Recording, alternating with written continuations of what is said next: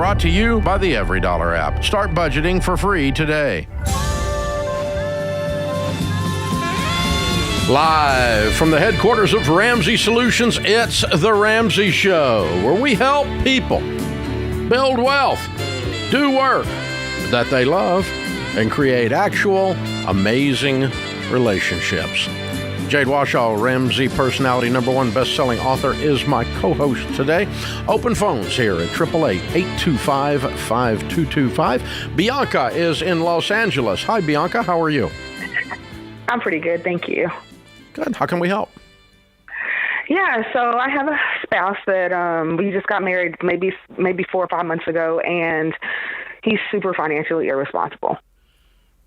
You're just finding that out, or you kind of knew it before? I am really kind of just finding it, the brevity of it out, how deeply rooted it is. What's that mean? Tell us what that looks like. Well, here's a couple of examples. So he's behind on his child support because the job that he had was a contract job. And so they'll contract for a few months and then they'll be without work for a few months. Well, then he got another contract job and he got into a dispute with the guy there and ended up losing it. So his child support is in like arrears, and he could even, like, if they found out, I guess he could go to jail. I don't know what the process is for child support not being paid on time, but that's just like one thing. So when it comes to like the money, when he gets paid, he wants to go get his hair done or me to get my hair done. And I'm like, okay, we need to sacrifice this little bit of money so that we can actually take it and start paying off debts. Like, he also has a car that's in his mom's name that's out for repossession. And so he, Wow. he tries to keep it hidden so it doesn't get repossessed. And like, it's just like so a little thing. How long did you guys date before you were married 4 months ago? Not very long at all. We kind of met and then we just got married like a very short period of time afterwards. And how old are you two? I'm 41. He's 52. Ooh, that makes it worse. Sounds like a story of two 20-year-olds. Mm-hmm. I know, really it does. Okay. And so it's like you didn't know all of this, and now that you're living together, it's starting to be revealed what's really going on. So when you sit down and talk about it, how does it go? He gets angry about it. For example, he just started this new job and he wanted to buy a shirt because his shirts from the job hadn't came through yet. And I'm like, well, let us get the cheapest shirt when we were at Walmart. Mm-hmm. And he's like, well, I want to get this shirt because it's better than this one or whatever, which was a little bit more. And I'm like, well, get the cheaper one till you get, the one from the job. So every little bit of money that you can save and not spend matters. Mm-hmm. He's like, why do you got to always argue with me? Why you guys got to make a scene? And I'm like, I wasn't making a scene. It's like he always refutes everything I say. He gets angry. You don't have a money problem, darling. You got a husband problem. Mm-hmm. Mm. And there's part of this. Here's a piece of advice. When you're arguing in Walmart, right, over a shirt, we know the marriage is in trouble. Yes. Mm-hmm. But a piece of advice that you might try, because I don't, you still got to try here for a minute. Oh, yeah. Well, a piece of advice is not having this conversation in the moment. Like not having the conversation in the moment that the bad behavior is taking place, but setting aside a time that has nothing to do, nothing's happened. You just say, hey, let's go get breakfast. Like it's just a normal thing that you're going to do. And then you say, here's some of the things I've been thinking about. And as much as you can put it towards you, here's what I'm thinking about. I'd really like to feel a little bit more peace financially. Some of the things I've been thinking about, right? And it's not saying you're spending too much on this, your child support's due, you're, irresponsible. Not that you've been saying that, but that's clearly the way he's feeling it, even though he is irresponsible. I'm with you. But how can we have that conversation in a way that possibly he could receive it? And I'm not guaranteeing you that he will receive it, but that's a better... The hope that you've got is you guys, the Bible has a phrase that says, where there is no vision, the people perish. The people perish, yes. And what happens is you don't have a vision for your marriage and you don't have a vision for your financial future that you're aligned on. And so if you're up above the problem, looking at the ideas and saying, okay, we want to not be in repo. We want to be able to buy a shirt and not think about it. We want to be able to retire with dignity. We want to be able to pay our bills and not have financial stress. We Right. want these are our vision things. Okay, then what does those vision then lead us to? What principles do we need to implement?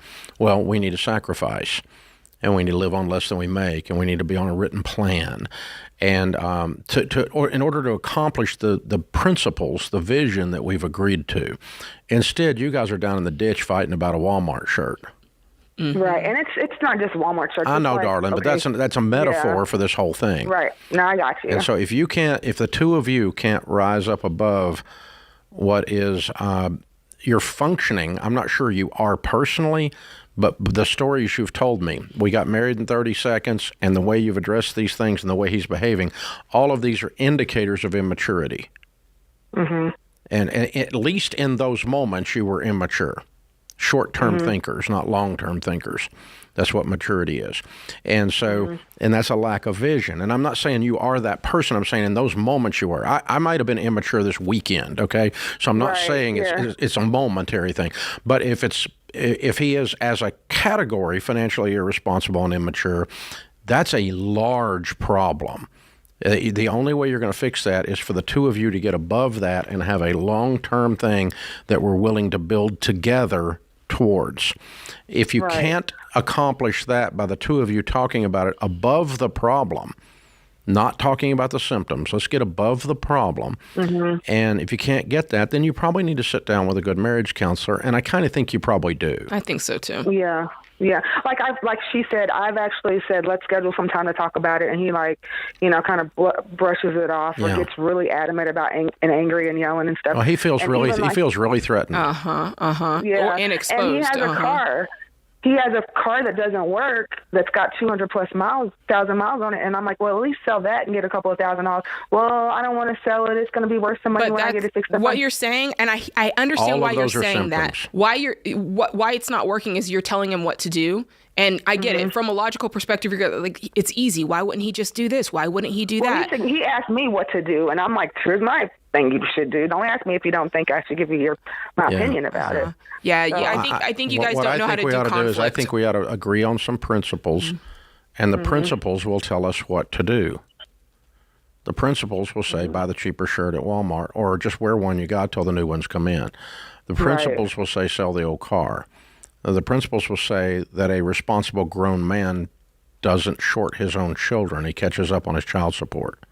The principles say we're going to sit down together and map out a life that has peace and sustainability and love and not all this angst and disrespect. He feels very disrespected, and you're scared because you think you've signed up for a bad trip here. Yeah, exactly. And let me just add this. So I met him because I have two properties, and one of them I was Airbnb out. So I started Airbnb my property out, and he was like my first guest. And he ended up like taking to me and liking me and fixing stuff around the house. And then, we kind of didn't really date, but we got married shortly thereafter him becoming a guest here. And I'm like, did he just need a place to stay at? Like, I don't know. You're starting to feel used. Yeah. Mm-hmm. So again, to save this, you've got to get above it. Otherwise, it's not going to be saved. Because I don't give you 2 years. Counseling is a must. Max. You do need a marriage counselor in your corner, and they can help. Hopefully, they can walk you through it.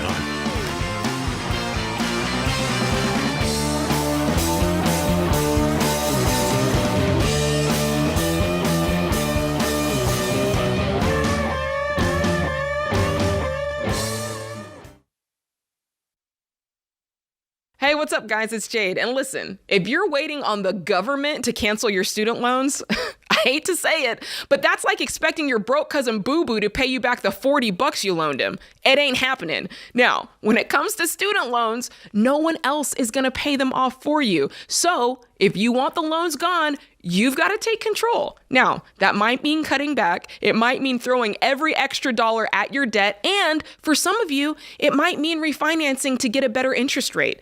And that's where Laurel Road comes in. With Laurel Road, you can get an initial rate quote in less than 5 minutes. And if you have a more complex situation, you can schedule 30 minutes to talk to an actual human being. Look, guys, refinancing may not be for everybody, and Ramsey's advice is clear. We want you to pay off your debt as fast as possible. So if you can get a lower rate or a shorter term that helps you do that, Go for it. Laurel Road has low rates, plus ways to save even more money, like an auto pay discount. Don't sit around hoping for a miracle. Change your life and change your mindset. Go get it done. Go to laurelroad.com/Ramsey to check your rate today. That's laurelroad.com/Ramsey.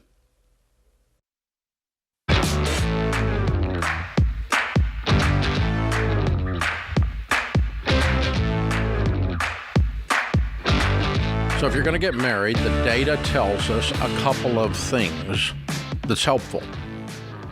Data is not always 100% accurate. There are averages, which means there's people on each side of the bell curve.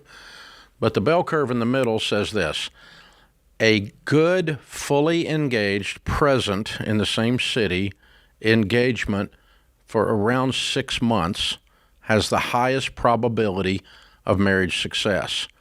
5-year engagements aren't real engagements. Those are people shacking up together talking about getting married.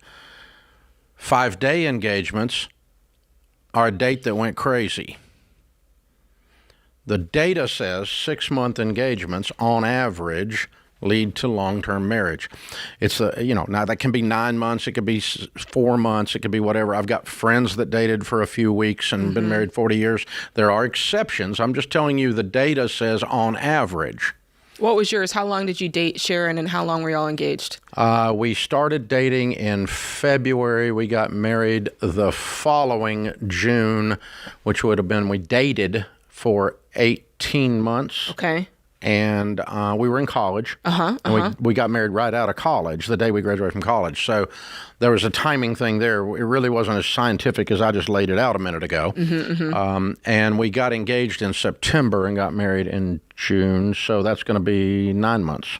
Okay. That's similar But again, to Sam and that I was just senior year of flip-flopped. college. So the senior year was dictating it, not the actual engagement. That kind of had something to do with it, but it just turned out. I had no idea. I was a stupid redneck, hell-raising hillbilly. I had no idea what I was doing. I mean, I just got lucky and she didn't. That's all it was. So, but so anyway, that's how we signed up 43 years ago for that deal.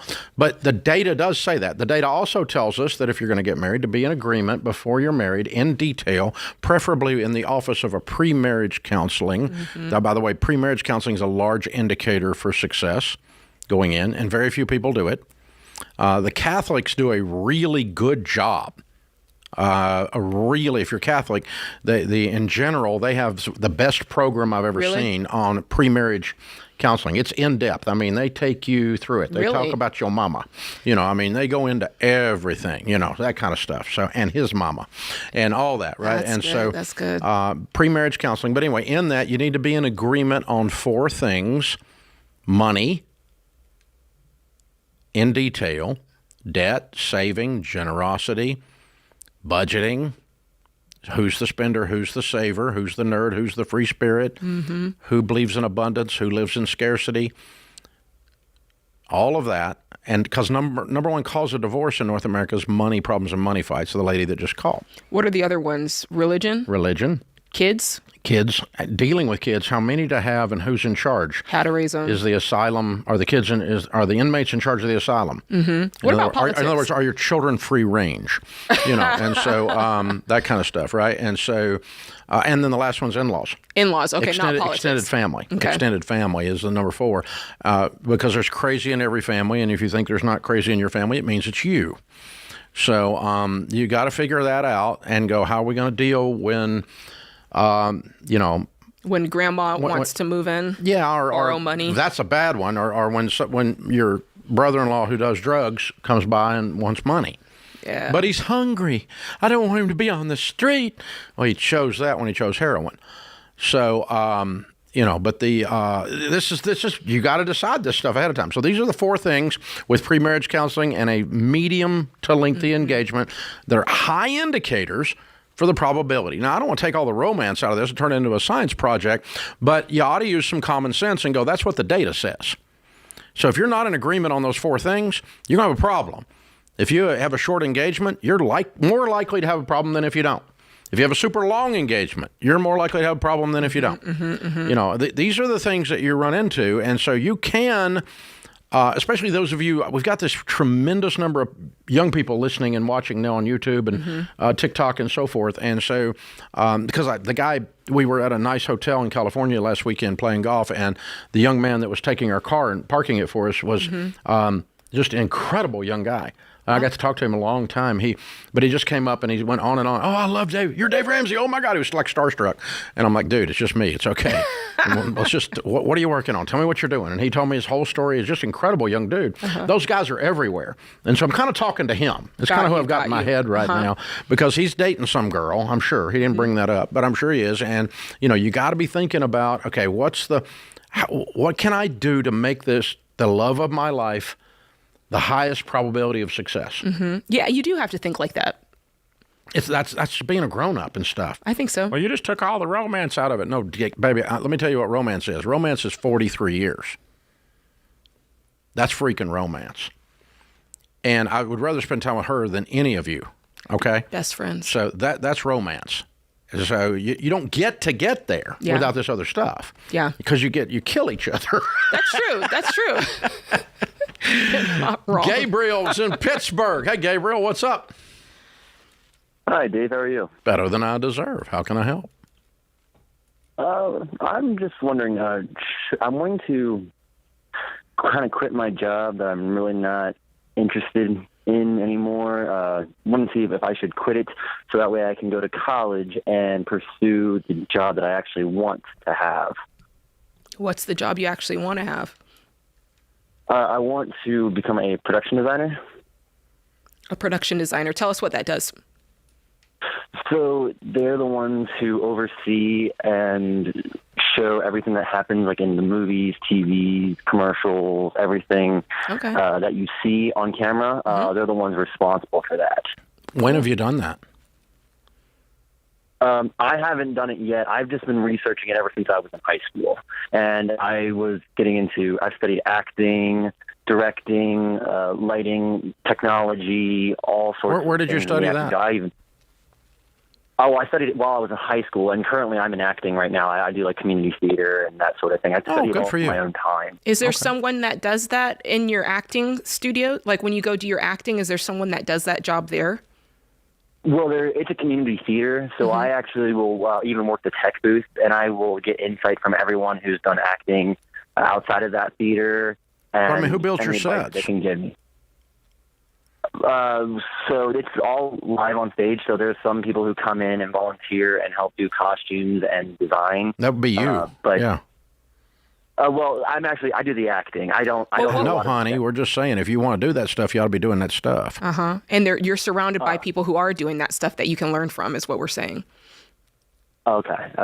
No, you don't need a 4-year degree to doing that. If you were in Hollywood or you were in Atlanta, which are probably the two largest soundstage areas right now, if you were on one of those stages, you would not find a lot of 4-year degreed people building those sets.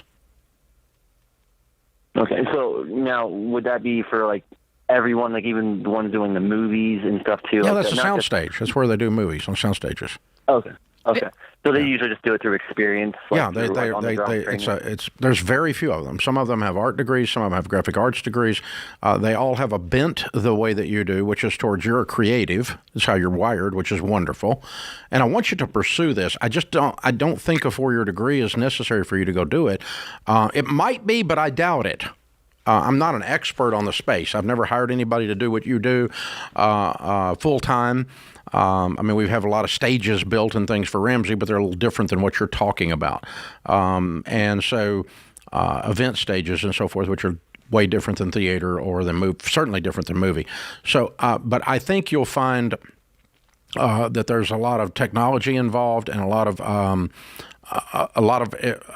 apprenticeship type roles. That's what I would have you get into. If I were your dad, I would say move to L.A. or move to Atlanta. Move to Atlanta and start working. And go push a broom first if you have to, and be around those people, and then tell them, I'll help you stand that thing up. Oh, I'll help you move that chair. I'll help you with this paintbrush. And you just work your way in and ingratiate yourself to the folks. Even if you had to work a side job somewhere else, I would rather you do that and work your way into the business. I'm going to send you a copy of Ken Coleman's book, The Proximity Principle, which is what I'm describing to you. Get in the proximity of people doing what you want to do. You might discover Dave Ramsey's full of it, and you do need a 4-year degree. If you do, then go get you a 4-year degree. But if I were you, I would move to where it's actually happening and go do it.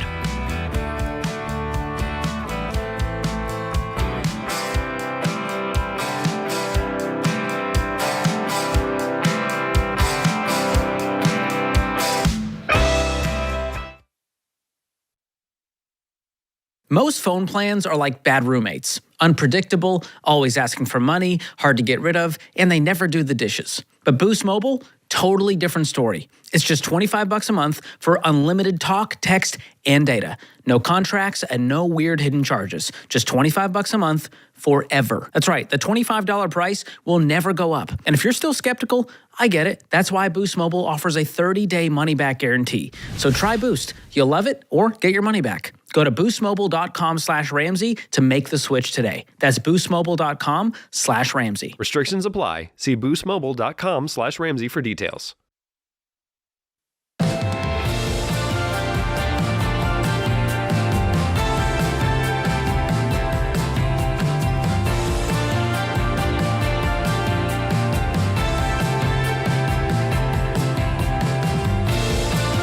Jade Warshaw, Ramsey Personality, is my co-host. Derek is in St. Louis. Hi, Derek. How are you? Hello, Mr. Ramsey. Thank you so much for having me on today. Sure. What's up? I have a question here. I just wanted some Christian advice for my finances. I just graduated from dental school on Saturday, and now I'm a dentist, and I signed a 2-year contract with an office, and my daily minimum is $1,200 a day, and I currently have $215,000 worth of debt to my parents, and that's at 0% interest. I still live at home, and I commute to work about 40 minutes, and I'm looking to move out. And I still get along with my parents, and I can still live here probably for another 2 years, but I'm 26 years old, and I kind of want to get out of the house. And I'm just kind of looking for some advice on how I should be investing my money, how quickly I should be paying my parents back. So that's a lot of debt. It's a lot of debt. Yeah. I mean, I would be interested in moving out. You said you're 26. Yeah, I'd be interested in moving out and maybe closer to where you're working since you've got that commute. And then is this your only debt? Is this the only thing you have? Yeah, it's only $215,000. I mean, it is a lot. I'd say only, but 215 or 250? $215,000. Okay. Okay, and you're making $350 a year. Yes. Okay. Yes, sir. And the year before you graduated from dental school, your income was what? $0. Yeah. Yep. So if you were to move out into a tiny little apartment, and your car is paid for, right? Yes, sir. Yes, sir. And you don't borrow any money, and you don't go on vacation, and you don't go out to eat, and you pay your dad back in a year. That's the plan. Yes, sir. That would be fine with me. Yeah. I would do that. I think that is good. And honestly, I don't think Christian has anything to do with that, by the way. I think it's just a matter of, it's a developmental thing. And, the only thing that comes into Christian here is you don't want to be in debt, the borrower's slave to the lender, and you want to honor your father and mother. And we're not going to dishonor them with either one of these answers. And we're not going to not pay the debt with either one of these answers. So there's not a Christian answer versus a non-Christian answer to the question. Yeah. Yes, sir. Yeah, I think you can do this lickety split. If you make $350 and you live on $100, no investing, no saving, no life. You had no life last year. Yeah, last 8 years of my life. Yeah, so you got one more year. So let me tell you one of the things we've observed, Derek, and it'll help you, I think, if we frame it this way. We call it doc-itis. Okay. Mm-hmm. So one of the things you have been able to do that virtually none of the rest of the public in the United States has the ability to do, fabulously complimentary to you, is that you have the ability to delay pleasure beyond belief for a greater good. Mm-hmm. I mean, you've been in school forever. You've been sacrificing. You've been nose to the grindstone. You've been holding your breath, however we want to say it, while, for 8 years after your buddies graduate from high school. You have delayed gratification to get a greater win. And docs do that, and dentists do that, lawyers do that, because you're doing a lot of postgraduate work, in other words. And what ends up happening, though, in those professions, because you make a lot of money when you come out, hypothetically, and you are making a lot of money, thank goodness, is that you've been holding your breath so long, and people, when they graduate and finally get the job, they exhale. And the exhale sounds like new BMW and a new house. No, sir. And well, that's called docitis, because all the young broke docs, and dentists have bigger debt than docs do on average. A lot of dentists we talk to are 450. Okay, and so so a lot of young dentists and docs have nice houses, nice cars, and an 8-year plan to get out of debt. And because they felt like they deserved finally that's the trophy. to get something. Yeah. And so that's called docitis. And so just avoid docitis. Don't catch it. Don't catch the disease. Keep living like a broke dental student for one more year and put this whole thing in the rearview mirror. Because then, dude, you're making $400K and you got zero debt. You know how fast you're going to be a multimillionaire? It's going to be unbelievable. Mm-hmm. Yeah, I think that's probably going to be the plan. And don't sign up for $500,000 to buy into a practice either. Mm-hmm. That's my long-term goal. Yeah, save up and pay for it. 33. Yes, sir. You have this wonderful income. Keep your stinking lifestyle down. Clear your dad. Bank some money and get ready to buy a practice with cash. Mm-hmm. You can do that by the time you're 30. Yes. You're a stud, man. I'm proud of you. Well, thank you, sir. I appreciate it. And I think I know my answer to this. And keep my nose to the grindstone. And Yep, 1 year. 1 year. Yeah. Hey, Dad, in 1 year. I think you stunned him. Well, it's good. He's good. He's good. I mean, because, how many times we had, I like that. That's a good call. Mm-hmm. That is a good call. Very good stuff. Before it was worse, he called before it got worse, which is good. Yeah, way to go. Carol is in Houston. Hey, Carol, how are you? I'm fine, thanks. How are you today? Better than I deserve. What's up? Well, thank you for taking my call. Mom just recently passed, and I haven't moved anything yet. Thank you. But I wanted to get some advice on suggestions on where to be moving her money into. Mm-hmm. Okay. So I'll let you ask the question. Her money is now your money? Yes, I'm sole beneficiary. Okay. How long ago did she pass? Almost 1 month ago. Oh, I'm so sorry. What happened? Alzheimer's. Oh, how old was she? 96 years old. Wow. What a long life. Way to go, Mom. Life. All right. Mom always said that she wanted to live as long as her dad, and she got her wish. She died one day before her 97th birthday. Wow. So how much did she leave you? A little over $500,000. Wow. Whoa. And how much did you have before that? About the same amount. I have saved and invested. So are you 70? Oh, you're good. 71. Well, I guessed a 96-year-old might have had you when he was 26. It wasn't hard, but yeah. Okay. Wow. I know.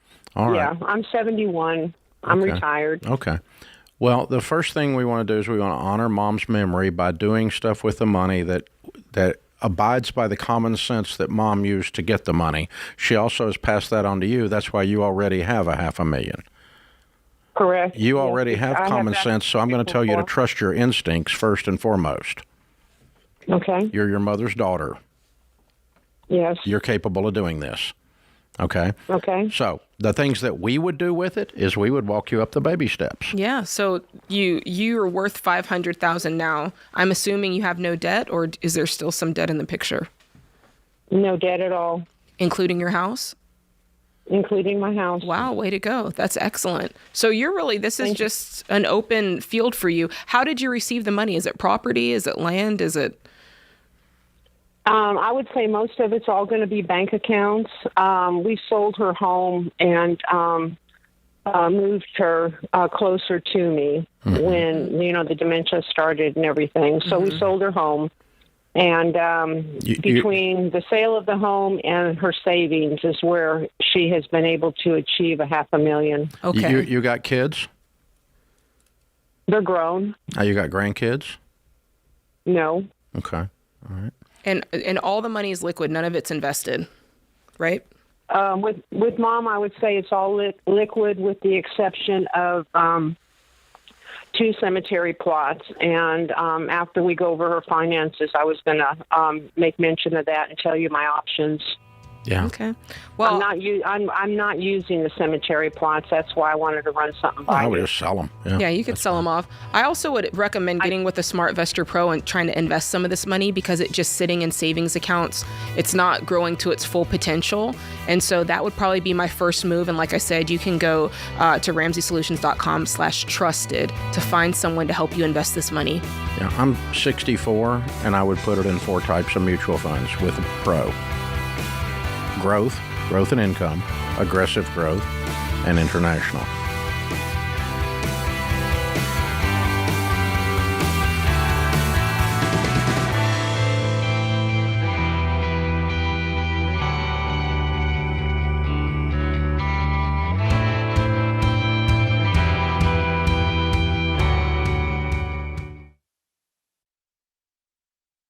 Hey, technology has changed a lot in the last 30 years. Now the hot topic is AI, and I understand that it might seem intimidating. But if you use AI the right way, it's just another tool to help you work smarter and faster, like a calculator or a cordless drill. So if you run a business, you'd better get on board with it before you get left behind. And NetSuite by Oracle offers AI-powered tools that help small businesses improve efficiency and make smarter decisions by bringing all their major business processes into one platform. That way there's one source of truth for the real-time data you need to take advantage of opportunities. Then you can forecast better, scale more efficiently, and streamline those manual tasks that take too long. So join the more than 41,000 businesses, including Ramsey Solutions, that rely on NetSuite to help tackle some of their biggest challenges. And right now you can download the CFO's Guide to AI and Machine Learning at netsuite.com/Ramsey. That's free at netsuite.com/Ramsey.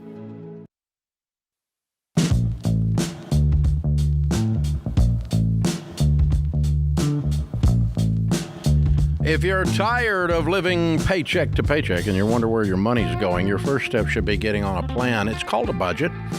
Our team's hosting a free budgeting trainings, several of them this month.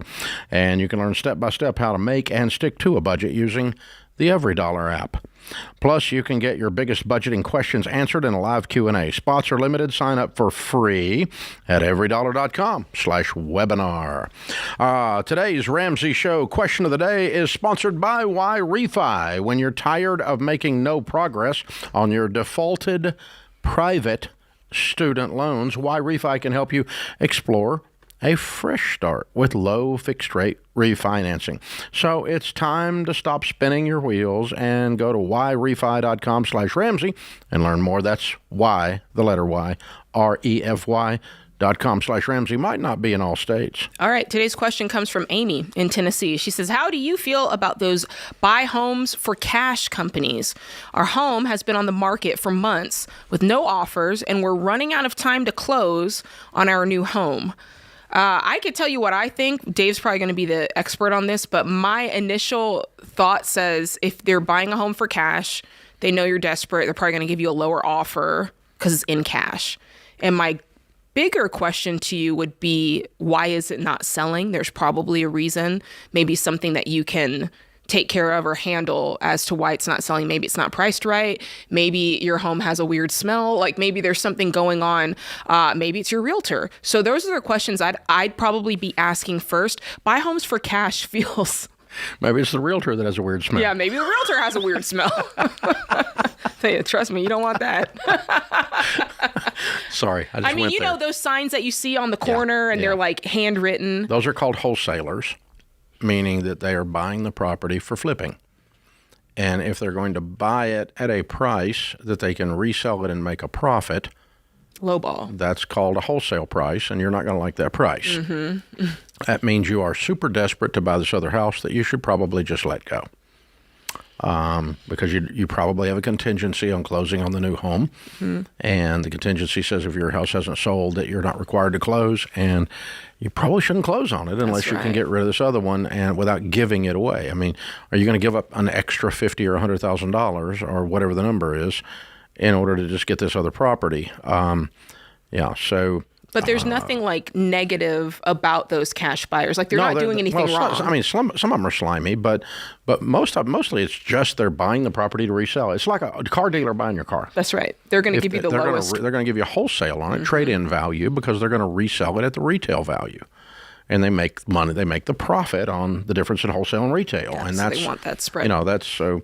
I mean, if Carvana or CarMax is not going to give you as much for your car as private sale. A private sale will. And so in most cases, I mean, there's very, very few exceptions to that. And that's true in the housing market.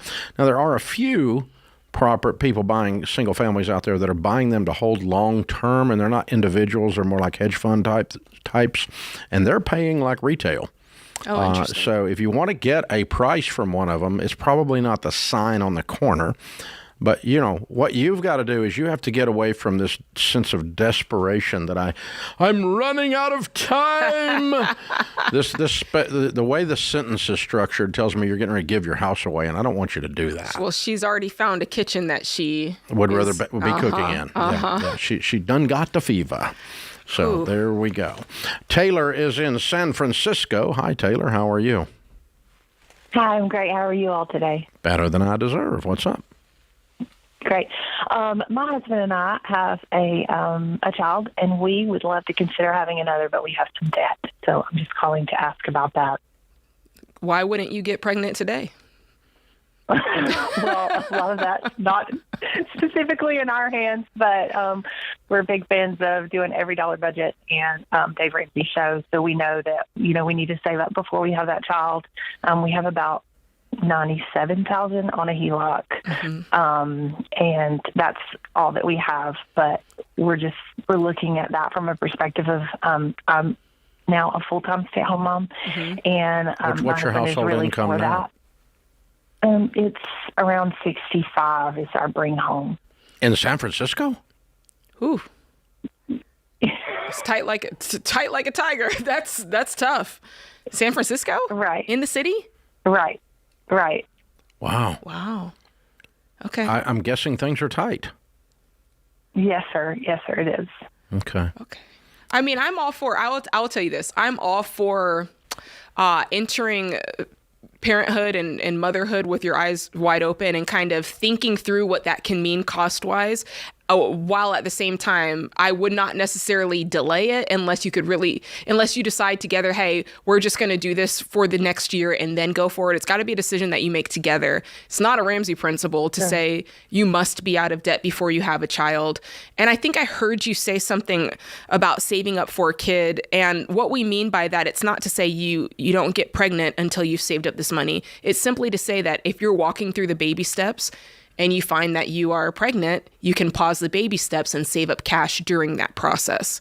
Does that make sense? Okay. So, because I feel like everything is so tight, and with my husband being in a ministry type position, there's not really an opportunity for more. Does that make sense? Yeah. Unless I go back to work, and I think that we both feel called for me staying at home. So I think we're just kind of in that. We're obviously praying through that, knowing that God has. You live in one of the most expensive markets in America, and you have a below average household income. Okay. That's what I was observing. That's why I went, San Francisco. Yeah. So that's why I said that. All right. So, you're obviously called there in the ministry, and that's wonderful. I'm glad you're there. And the thing is, we don't want to, no, we don't delay having children based on income or based on debt. That's not a Ramsey principle. But we do use common sense in looking at these things overall. I mean, whether you have a child or not, you have a tight budget, and you live in an expensive market, and you have $97,000 in debt. Having a child is not really going to be the major issue that affects that. What's going to affect that is something that happens to the income or something that happens to the area you live in.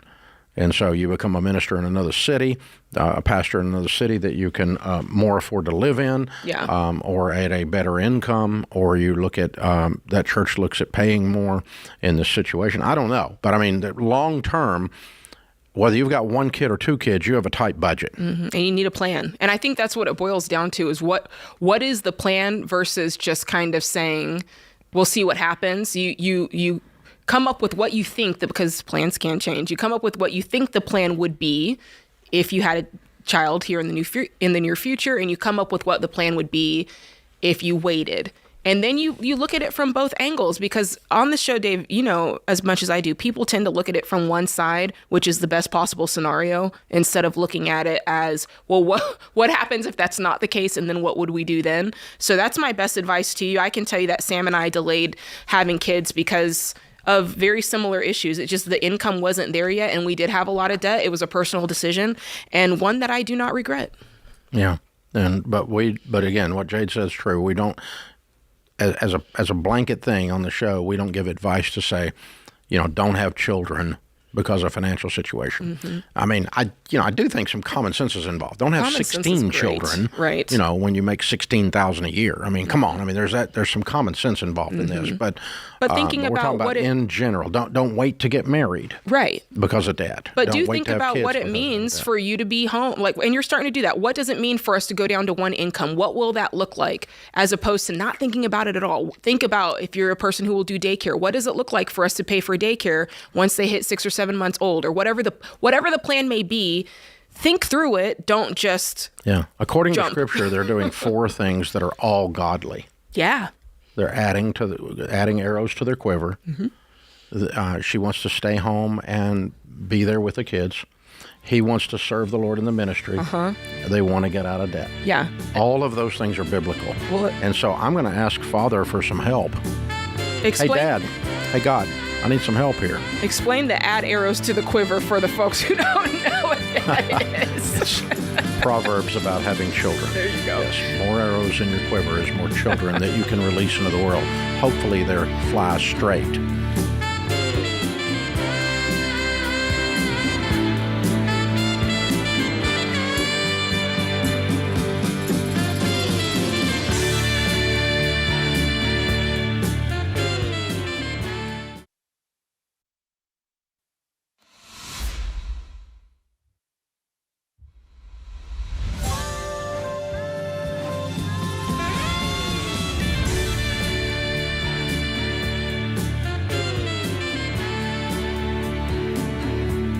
Live from the headquarters of Ramsey Solutions, it's The Ramsey Show, where we help people build wealth, do work that they love, and create actual amazing relationships.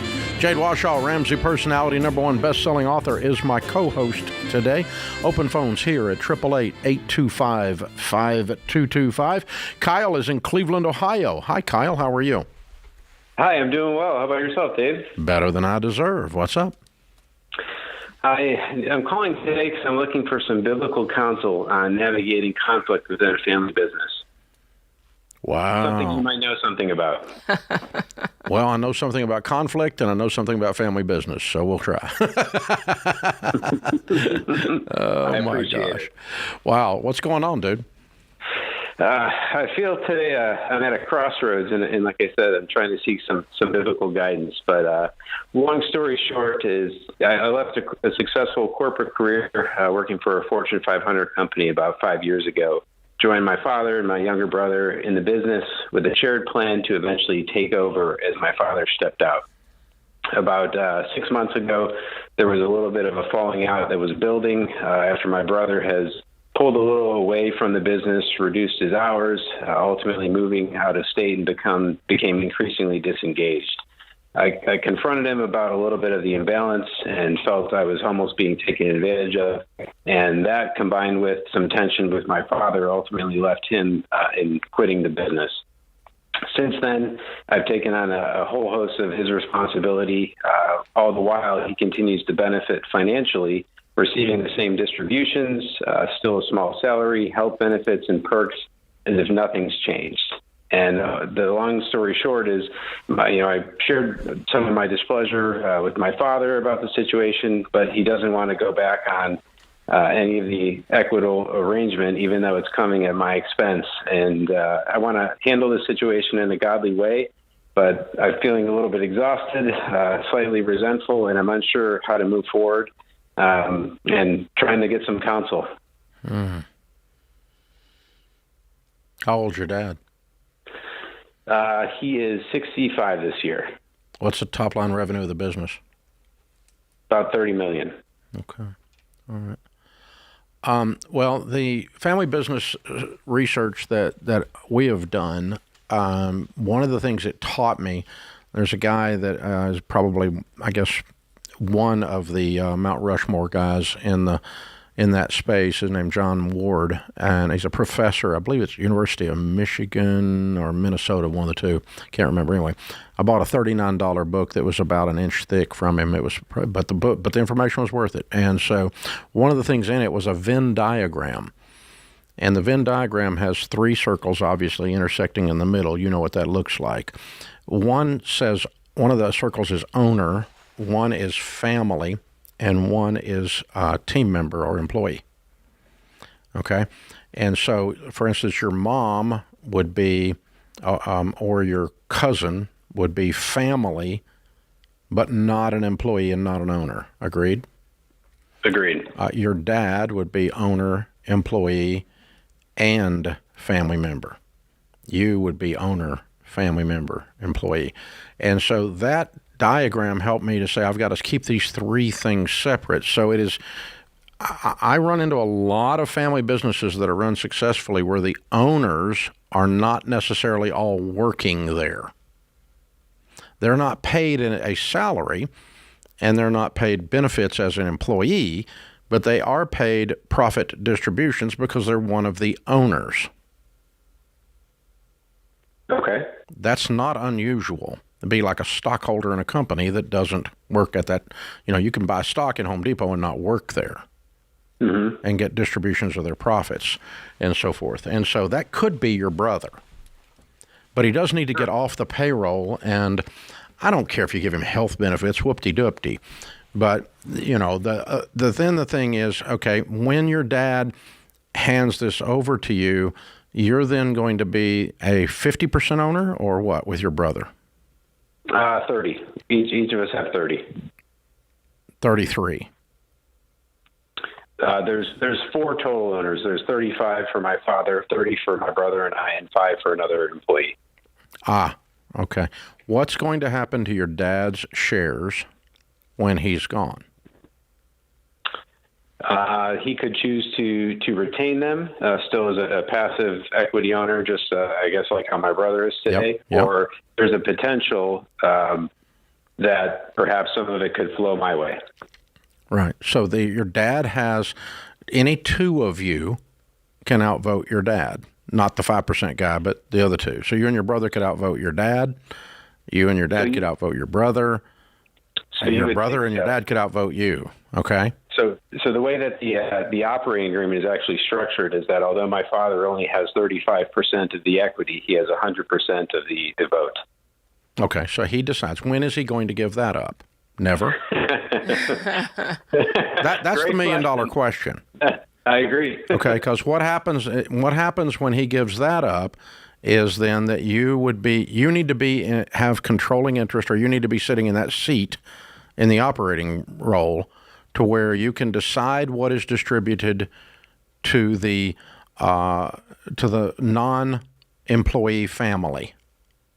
Okay. So your dad's at home and retired, your brother's working another job in North Carolina or wherever, and you're the only one there, but they own 35 and 30, and when you do distribute profits to the owners, they're going to get their share, but you're going to be sitting in the operating seat. That's what we've got to solve for. And you don't have to solve for it today, but you need a path to get there, and your dad needs to take your brother off the payroll today. That's not equitable. I don't care if he gets health benefits, whoop-de-doop-de. I don't care if he gets a company cell phone, whoop-de-doop. That's not a deal breaker. The deal breaker is control issues here. And then the distribution. So if your dad, are you underpaid? No. Okay. then you're paid for your position. By the way, when you're the CEO and you're in control in the governing, in the operating role, okay, you also only collect a salary equivalent to a CEO of a $30 million company. Okay. All other profits need to be distributed to you and everyone else. So you don't get to double your salary to keep your brother from getting something. That would be unethical. Correct. Okay. I'm not trying to be punitive as well, but I agree with you there. But I think the issue here is what you don't see is you don't see the old man walking out. I think your problem's with the old man. It's not with your brother. Your brother's just shined a light on it. You're probably right. Yeah. He's got founder-itis, and founder-itis is those of us that start something, we're freaking hardheads. Otherwise we wouldn't have been able to build he built a $30 million company from nothing. He's a hardhead. Yeah, that's his second one, too. I agree with you. And he can be a pain in the butt. That's how he got here. I know this guy. I look at him in the mirror, okay? And so, but that's what you're dealing with. And, Dad, we need a plan where you're going to hand this thing off instead of me leaving it all getting destroyed. Because if I don't see a plan, I'm starting to lose hope. And this emotional stuff with the brother has brought it all to a head. And so we need to. That's the way we need to solve for 10 years from today, and stage gate what has to happen. What are the things that has to happen for us to get to that point 10 years from today, and solve for it.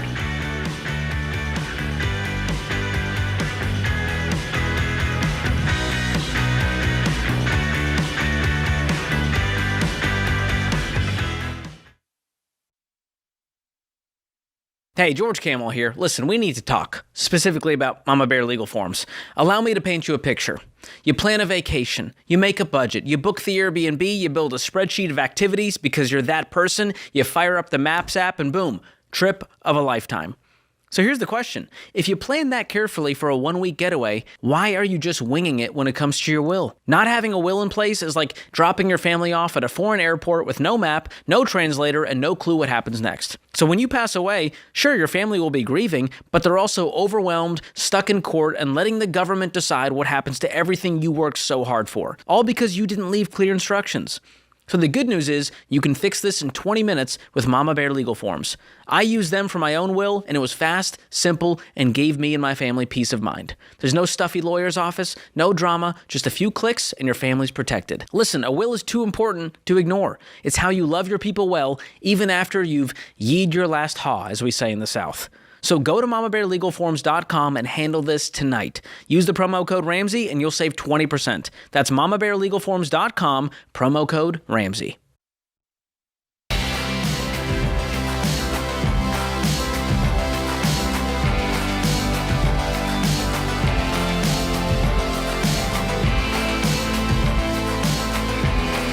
Josh is in Pittsburgh. Hey, Josh, how are you? Better than I deserve, How are you? Just the same. How can I help? Doing great. I got a question. How to combine finances with my wife when one spouse isn't willing to? Why isn't she willing to? I think maybe some of the long-term money goals. I guess I'm wanting to put more towards investments, and maybe she doesn't see the value in some of that. Is this your first marriage? Both of you? Yeah. How old are you guys? I'm 24. She's 25. How long have you been married? Just over 2 years. Good. Okay. Perfect. Right. I have a feeling it's probably not so much about her not wanting to do this. It might be the way it's being approached. What's a conversation sound like? Let's role play. I'll pretend I'm her, and you come to me how you've been coming to her.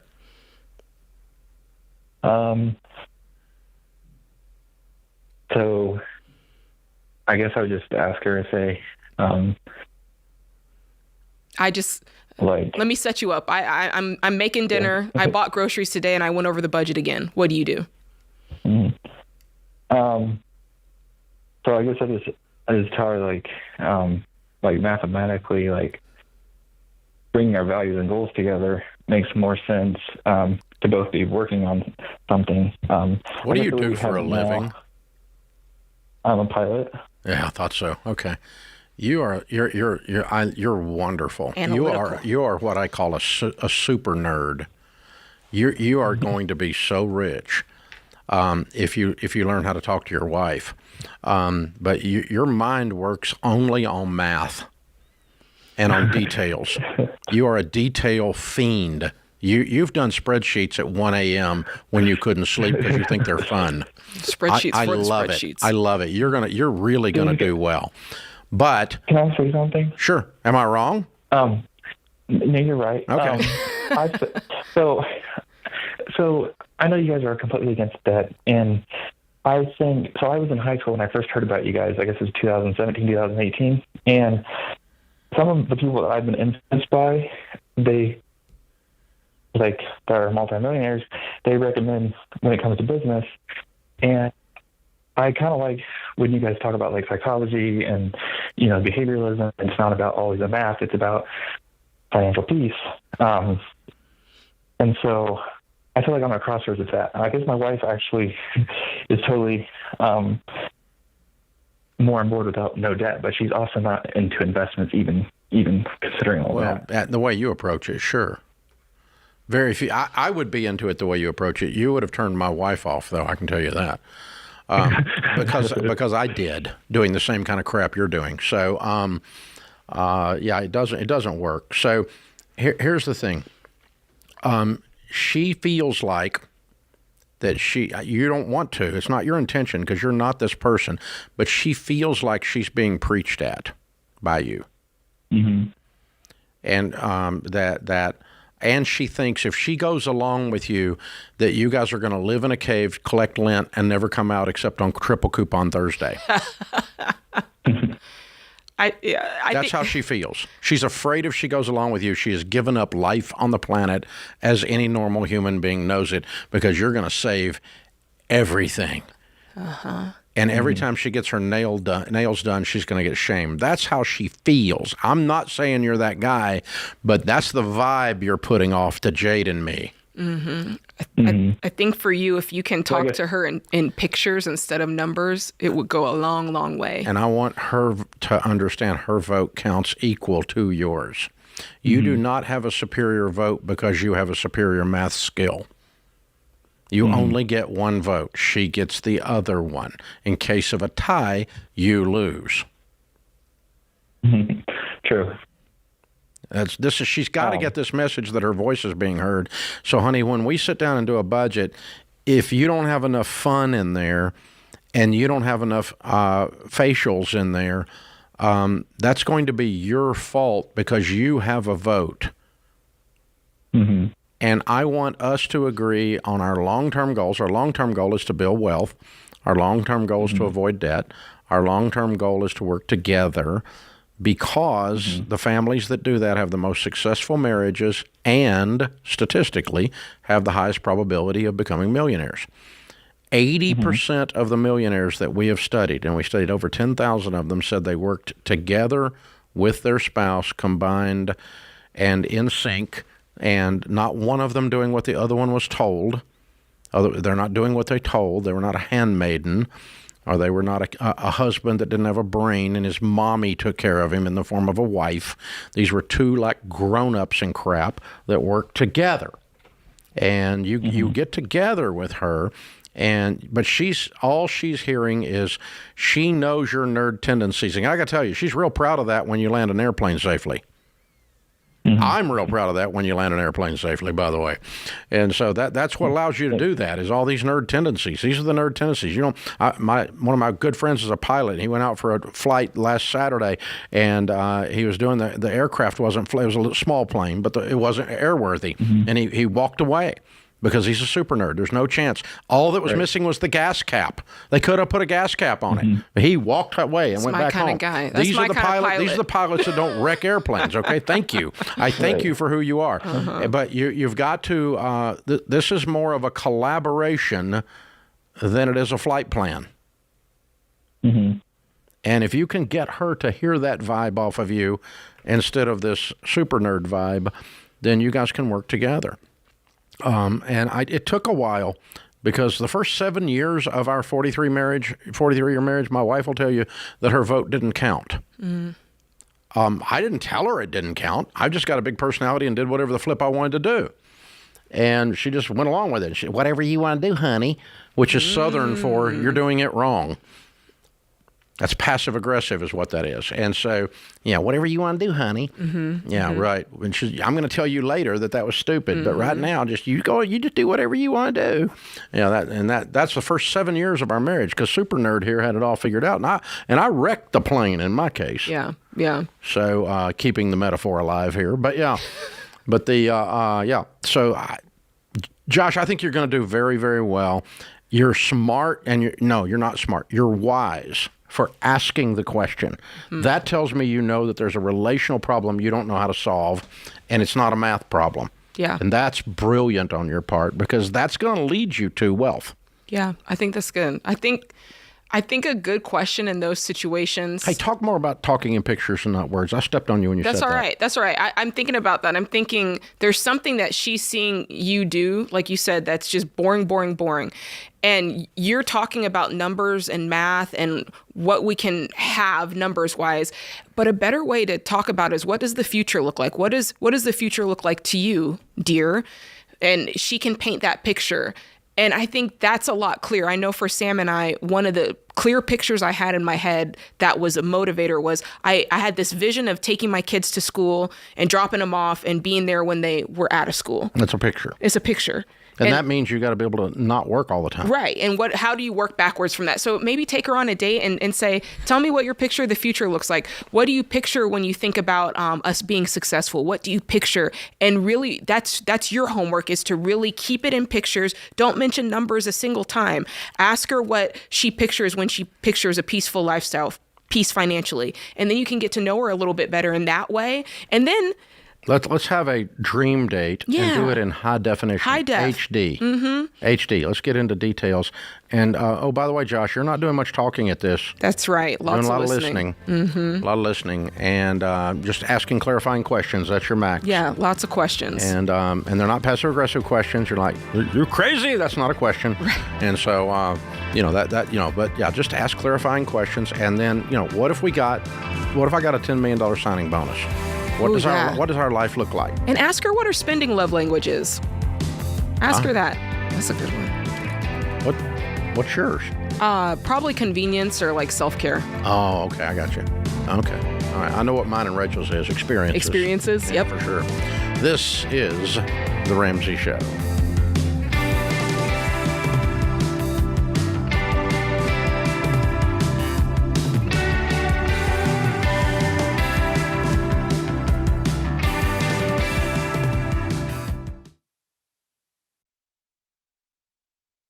Hey, George Camel here with a not-so-fun fact.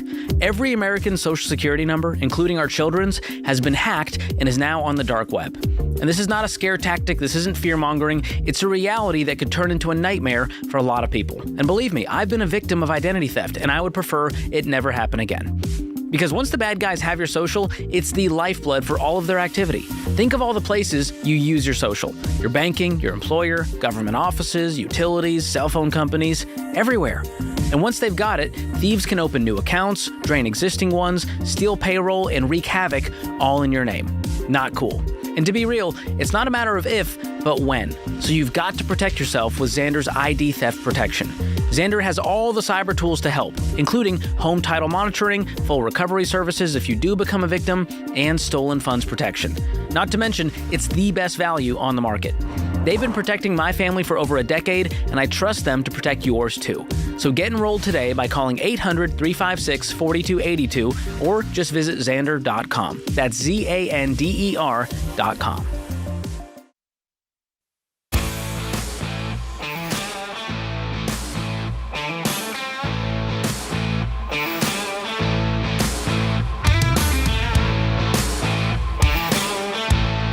Justin and Casey are on the debt-free stage. Wow. In the lobby of Ramsey Solutions. Hey, guys, how are you? We're good, fantastic. Thank you for having us. We're honored to have you. Where do y'all live? St. Louis, Missouri. All right, fun. Welcome to Nashville. And how much debt have you two paid? $181,000. Love it. How long did that take? 24 months. Good for you. And the range of income during that 2 years? Yeah, that was about $170,000 then down to 120,000, then back up to 230,000. Whoa! Nice. Yeah. Nice jump. What do y'all do for a living? I work in the fertility field, so I'm make IVF babies. Wow. Yeah. Very cool. Yeah. Yeah, and I'm a car salesman. All right. And so one of you was unemployed for a hot minute? No, I was selling cars and then tried to make a career change and went down in income. And Casey wasn't too happy about it. And I then warned him. warned me, and then about 5 months later, I went back to car sales at my job, and the other money that we kind of added, the side hustle, I started landscaping. Oh. And because I did that before I sold cars. So for the first little bit, I had a 15 Subaru. I was putting mulch bags on the top of the car, put my name up in our Webster Groves community page. It's our town's Facebook page, and it was a honey hole. And then I work at a car dealership, so we got married in 21. Didn't combine our finances until April of 23. Wow. Just, and when we kind of hopped on that, it was incredible. And April of 23 to April of 25, and knocked it out. What kind of debt was the 180? There's student loans, credit cards. Our first year marriage, we owed almost $10,000 to the government, and I think that's it. Student loans, 2 cars, a Peloton. Cars. Gotta have the Peloton. Yeah, there. Peloton tread. And clothes hanger. Okay. Yeah, right. Clothes rack. Yeah, I bought a truck in 2024, and it really ramped everything up in May of 24. So I was making in 2024, I made about 28 grand on the side hustle, then 32 on 25 on top of the car sales. And I was working 7 days a week for 2 years, rain or shine. She cooked every breakfast, lunch, and dinner for 2 years, just absolutely battled together. And we're gazelle intense, and just, after work Thursday. Okay, so wait a minute. The story's running together. What was the moment where you said, okay, enough. I'm calling BS. This has got to change. Yeah. We were probably right around that April in 2023. We, owed $8 grand to the IRS, and I just hated being normal. I felt like so average, so ridiculous. Just making too much money to be this broke. Yes, exactly. Had a good life. We were married. We were, but just so stagnant in how we felt, and none of the materialistic things made us happy, and we got so close to each other during this process. And how'd you find this? How'd you find Ramsey? My brother Jay and his wife were doing it, and they did it as well. We were definitely being Dave-ish. We're like, we're not gonna do it just like that. We'll do it our way. Didn't work. So Jay told us about that, and we did. We bought the FPU class, and we watched the first 2 episodes, and that's what really brought her around. Yeah. Once we saw episode 2, it light switch for her, and combining the finances, and just incredible. So Casey, what was it about that? What was the message in that you heard? So, like he said, he was probably working on me a good 3 months before I, was just. And he's a car salesman, so he's trying to sell you. I know. But I just remember watching George up on stage talking about the debt-free snowball, and just something clicked in my head. I was just drowning in student loan debt, $900 payments each month. It just seemed impossible, and just... George made it sound possible. Yes, exactly. That's called hope. Yes, yeah. Yep. And once that switch went off and I felt that, it was like... I can't explain it. It's just such a surreal feeling, and the budget is like a superpower. I mean, I don't know how every human being doesn't use a budget. Yeah. After finding the Every Dollar app, and it's just a game changer. Yeah. Wow. Proud of you guys. Way to go. Thank you. Yeah. You guys have been through a lot in just a couple of years of marriage. Yes. Yep. It's so silly looking back at it, and we could have, started this 4 or 5 years ago, but we're really glad that we did it when we did, and our relationship has just changed so much. It's just amazing, and we just thank you guys so much, and we're just so appreciative of everything. And what was the hardest part? Maybe not eating out. Yes, we didn't eat out for 2 years, except if we got gift cards. Yeah. So that was hard. And then we didn't see each other much because I was, working, and she's just making all the meals. And I tried to go to some side jobs, and we learned quick that it's best if I leave the landscaping to him, and then. Well, you became a great cook, though, didn't you? Yes, we learned really quick to leave him at home and not take him grocery shopping, because that just got out of control. Yeah.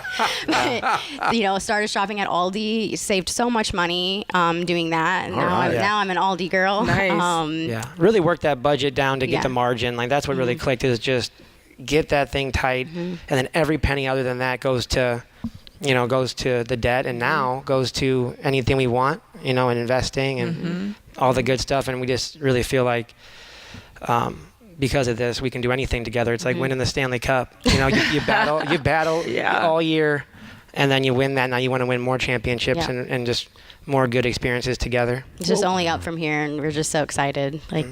What would you say to the couples? Because, folks call in here all the time. They struggle to combine their money. I mean, you even said the first couple years you didn't have it together. So what does that look like, and why is it worth it?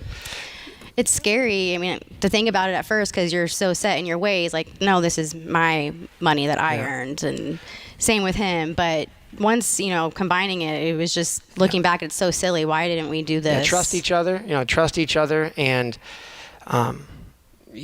communication. Communicate, and like you say, why? Like, where do we see ourselves in a couple of years? And if we see yourself there, what does it take? It takes communication and being together on it. You can't be together with money going different ways, different places. You all got to know, where it's going.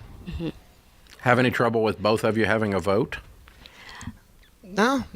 We've always been, even when we combined finances, it was just because we hadn't thought of it before. We didn't hear a show where you guys said to do it, just ironically. So once I said, hey, let's do it, she's like, yeah, sure, no problem. It just was doing, just never thought of it. Just before. never thought of doing it. I get it. And then the efficiency goes way up. It streamlines it, like you said, and it just, you find more money. It's incredible, and you just feel more of a team. Yeah, well, you get the momentum of both of your efforts going towards one shared goal. Wow. Exactly. Absolutely. Exactly. Proud of you guys. Thank you well so done. much. Thank you. Okay, you didn't eat out for 2 years. Yeah.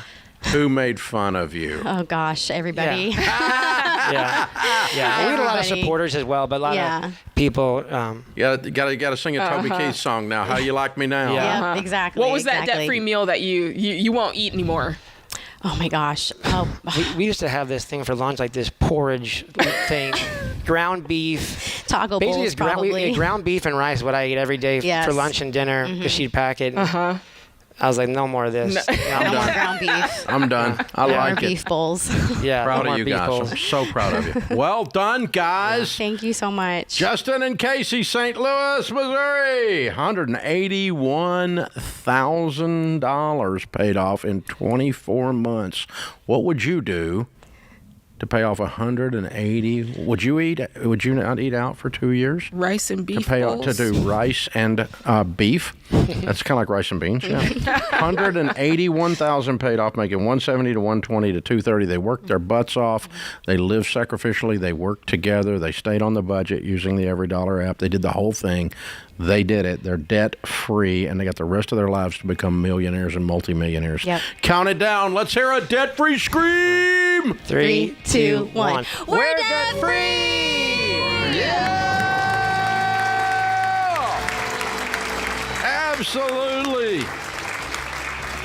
What would you give to work with your husband, to work with your wife in unity like that? Oh, it's a choice, darling. It's a choice.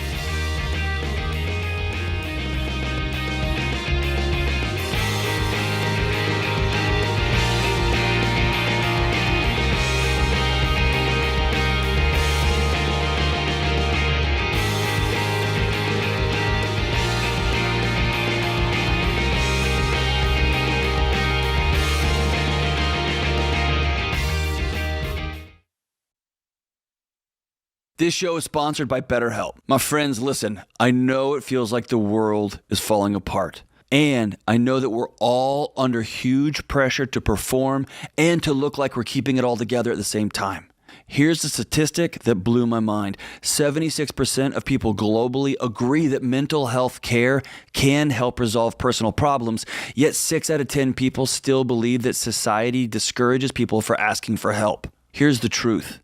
Real bravery, real strength comes when you open up about what you're carrying, how you're hurting, and learning something you can do about it so that you can be your best for yourself and for everyone else in your life. If you're feeling the weight of the world, please talk to someone, anyone, a friend, a loved one, or yes, a therapist. I see a therapist every week. If you're thinking about trying therapy, contact my friends at BetterHelp. BetterHelp is 100% online therapy, so it's affordable and convenient for your schedule. To get started, just fill out a short online survey to get matched with a licensed therapist. And if it's not the right fit, you can switch therapists at any time easily and for no extra cost. Talk it out with BetterHelp. Visit BetterHelp.com/Ramsey Radio to get 10% off your first month. That's BetterHelp, HELP.com/Ramsey Radio.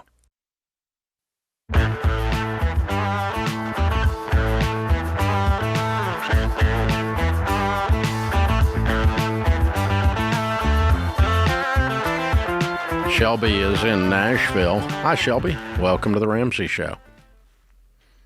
Hi. Thank you for taking my call. My question is brief. I'm trying to figure out whether the person I'm dating is actually a scam artist or not with crypto.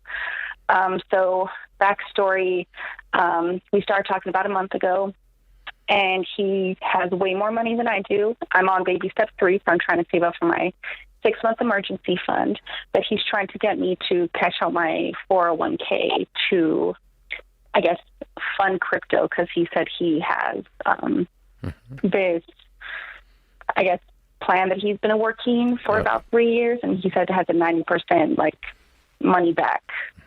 And what does that sound like to you? What do you? I mean, you're calling us. What are you thinking? It sounds pretty sketchy. Yeah, but when I've tried to talk to him about it, it's he keeps throwing it back, like if I'm making a wrong decision, and it's really stressing me out. Mm-hmm. And I've tried talking to him about it, but he just keeps coming back with that I'm not making good financial choices. He's trying to, it sounds like he's really manipulating you here.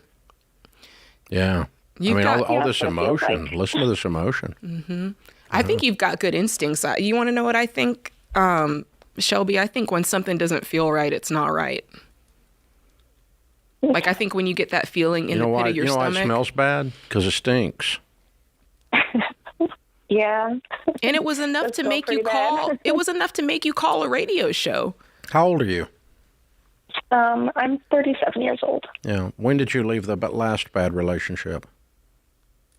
2.5 years ago. Mm-hmm. Toxic? Very much. Yeah. Okay. And so you were just really, really wishing this one wasn't. Right. Until it was. Right. And that's part of what makes you cry. It's not just him. It's just you just wanted this one to be okay, and it's not. Yeah. Because here's the thing, even if the advice was good, the process he's using on his girlfriend is toxic. Would you agree with that? Yes. The shaming and the gaslighting? Yeah. Yeah, for sure. And so I'm not sure if he's an idiot or a con man, but I am sure he's one of the two. Yeah. 100%. Anyone that tries to tell someone that they love to cash out their 401k and put it in a crypto buy that has a 90% probability is either an idiot or a con man. Mm-hmm. Because there's no such thing. Even the people that are legitimately doing crypto would tell you that those numbers just don't work. You don't put your 401k money in crypto. Even if you believe in crypto, you don't do that. And you don't have a 90% play, even if you believe in crypto. And anybody that believes that is either an idiot or a con man, because the numbers don't justify that. The market doesn't justify that. There is no such thing. Okay? And I'm not sure which one he is, but I can tell you this. my friend Shelby, who I love, doesn't need to be dating a guy who's an idiot or a con man, and he's one of the two. You're done. I'm sorry. I have one last question. I'm sorry. Was that too mean? No, that was. Did that kind of ring inside of you like I just touched the truth? Yeah, I just needed someone else's perspective from outside to tell me. Grandpa Dad would box this guy's ears if he's trying to date my granddaughter. I'd run him off with something that was loaded. Do you think it would be too mean if I just kind of ghosted him? I don't really care what you do. There's 50 ways to leave your lover. You can do whatever you want. I don't care. You've only known him for a month, didn't you say? Yeah. Where'd you meet online? Yes. So you know what? I've decided, you can just send him a text, or you can send him an email, or you can call him. I don't care. And just say, I've decided that this is not working for me. I have a good life. Mm-hmm. End of story. No conversation. We're not going to talk about crypto. We're not going to talk about con man. Now, I will tell you, just an added commentary, just for the fun. Does that all sound right to you, or did you think we were going to tell you something else? No, I was kind of hoping that you would just set me straight, because I'm not setting you straight. I'm setting him straight. Yeah. You deserve some love. This guy needs to be set straight, not you. I'm just agreeing with what your brain was already telling you. Yeah. I guess I just needed to hear it from someone else. Yeah. Now, here's the deal. I've been walking around a long, long time, and I have gotten conned a lot more by enthusiastic ignoramuses than I have by con men. There's a lot more people who are enthusiastically stupid, including me at times, than there are actual con men. That's why I can't tell what this guy is, and I really don't care. Either one is dangerous. An enthusiastic ignoramus will get you in as much trouble as Bernie Madoff. Okay? And so I don't care if he's an enthusiastic fool or if he is an actual con man. He's got some of the badges of con man. There's a lot of the signals here. I don't run into this very often, but a lot of the signals are here. Can I just ask, have you seen him in real life, or is this all online? Ooh. Well, it's mostly online. I've been trying to meet him in person. You've never met him in person? That's the con man part. Wait. You've never met him in person? That's right. So I've been. Can you spell catfish? Yeah. Not really. No, I can't. That's because I'm a single mom and my schedule just doesn't match. We haven't had a chance to meet. Yeah, he doesn't exist, darling. He's not even real. Yeah. This is a con. There's not even a person over there. There's a boiler room working you. This is completely a con. I'm sorry. Good catch. I just had a feeling. I went for the old guy that was just dumb, and you got it.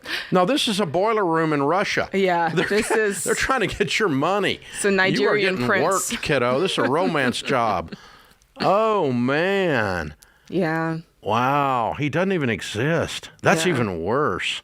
Well, that's how those crypto schemes are. My last boyfriend didn't exist. I'm trying to get a real one this time. Okay, that's your next toy. That's how these crypto things are. You meet online, and then they start trolling, and next thing you know, you're talking about money.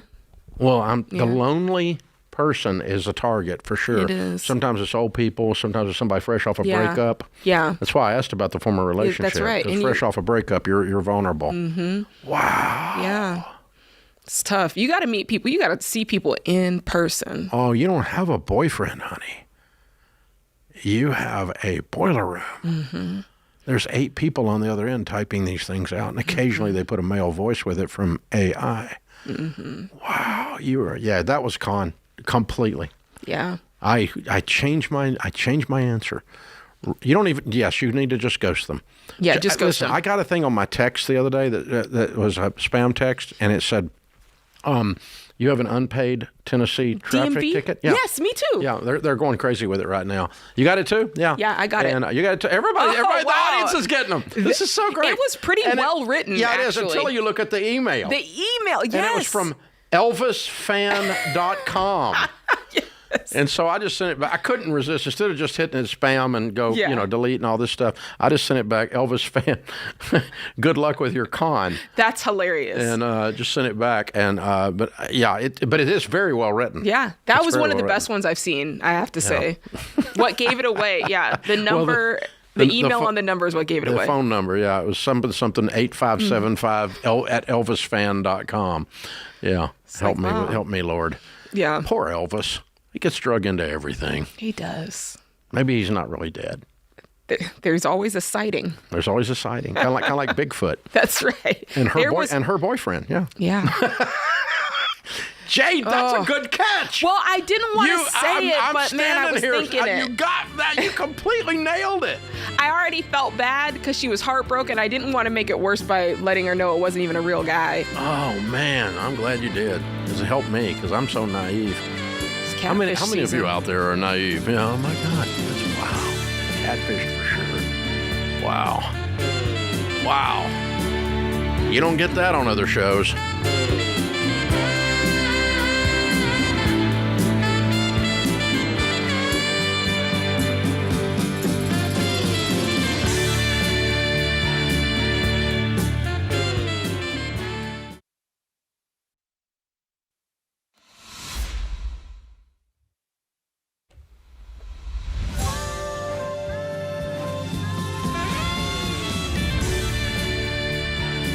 Live from the headquarters of Ramsey Solutions, it's The Ramsey Show, where we help people build wealth, do work that they love, and create actual amazing relationships. Jade Warshaw, #1 best-selling author, Ramsey personality. She's my co-host today. Destiny is in Orlando, Florida. Hi, Destiny. How are you? Hi, good afternoon. Thank you for taking my call. Sure. What's up? My question is trying to navigate debt as a single mom on a part-time job. I'm door dashing currently, and I have a little 1-year-old boy who has come with a lot of medical debt, as well as me trying to consolidate my own debt. And I'm currently living in a DV shelter, trying to navigate our way out. You're living in a what shelter? A domestic violence shelter. Okay. Wow. How old are you, hon? I'm 24. Okay. All right. And how much debt do you have personally? Collectively, about $18,000. That includes his medical debt? Yeah. Okay. And what was this precious boy born with? What's he struggling with? A number of things. So he was born with left heart syndrome. That means part of his heart was not developed correctly. Mm-hmm. He had several surgeries to take care of it. Mm-hmm. Meanwhile, now that he's on the up curve and he's seeing a lot of his milestones being hit, we're trying to get him into speech. He's 1, he's turning 2 in September here. Mm-hmm. And we're getting him to speech, and they possibly think he may have autism spectrum disorder. So I have a lot of extra doctors I need to bring him to, like the speech therapist and the behavioral therapist, on top of being a single mom, and trying to navigate his schedule as long as keeping a job. I had a way better job before. I'm door dashing now, but back in January, I was released from my other job, a patient advocacy job for people who have cancer, to help them get their medications cheaper. But the job was terminated because I had a lot of hospital stays with my son. And but his hospital stays, thank goodness, it sounds like you said he's curving up and hitting his milestones. So a lot of those issues are now behind you. You've just got to face the speech and a possible, not necessarily probable, autism thing that's in the offing here. We don't know for sure. Okay. Yes. And be careful. Be careful getting sucked into that world. Let's first take care of what's right in front of us, and that's taking care of him and his speech. And he's 1 year old. Okay. Yeah. So if I'm in your shoes, my first job is to create a stable home situation, not get out of debt. Yeah. My first job is to get an apartment and get a full-time job and create a manageable situation with him and your schedule. And that's a challenge. Those two things right there, that's a big ask. A full career and an apartment. Yeah. You've obviously got a car. Okay, I don't care about the $18,000. They can't get anything from you, darling. You don't have anything. Exactly. You're and they're about safe to repo right now. my car. No, they're not going to get your car. Your car is. Did you say repo your car? Yeah, I'm about $1,000 behind in Okay, payment. they will do that. Okay, we've got to get that current. But we got to get the car current and get it paid off and get you in an apartment, and that's going to require more income and a stable thing. Do you have family in the area that's trustworthy? Not trustworthy. They're helping me. My mom is helping me a bit, but it's more of a catch-22 situation. She's having him while I DoorDash through the day, but she also at the same point is starting him in daycare that is it's an expensive area, so it's hard for me to manage because she's also working. So she takes overnight while I'm door dashing, and I'm putting him through daycare during the day. And it's about $175 a week on top of a $264 car payment that I pay every 2 weeks. Yeah, that's not helpful. And so we haven't got any help. We haven't got any help yet. I'm still trying to get you some help. Okay, are you plugged into a good church there? No. Okay. All right, we're going to hook you up with some pastors and some church congregations in the area that we know and see if we can get some folks to come around you and walk with you while you're doing this, because you've got to have some support right now. And your support, because you obviously don't need to return to the situation you've escaped from. That's completely in the rearview mirror. Say, I promise. Yeah. Yeah, the situation is in your rearview mirror. You're never going back. Say, I promise, Dave.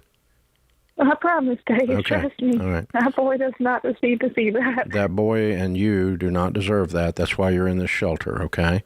And so you are a warrior, and you've lost a few battles, and you're going to keep fighting, princess. You're a warrior princess. You're going to do this. I got faith in you, and we're going to put some people around you to help you. I'm also going to get one of our Ramsey coaches that are financial coaches to help you as well.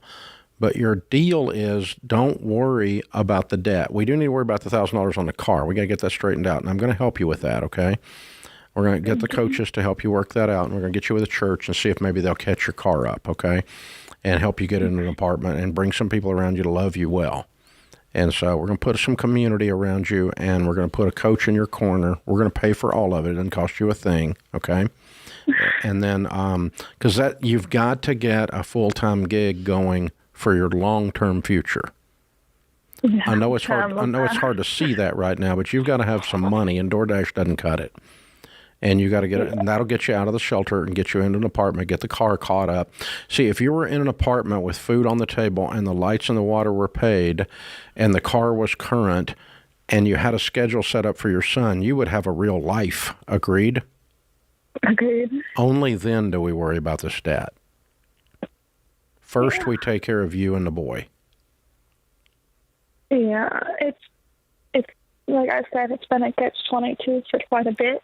No, yeah, you're stuck. You're stuck between a rock and a hard place. That's where you are. So you got to have some help to get unstuck. And we're going to help you, okay? Thank you so much. All right. Anything you want to add? Yeah, you said she was a warrior princess, and I feel the same way. I feel like kudos to you for doing everything you can to take care of yourself and take care of your boy. And this is a really hard season, but it's not forever. It's just a season. And how old are you? I'm 24. Yeah. 18 years from now, and it's May, you're going to walk him.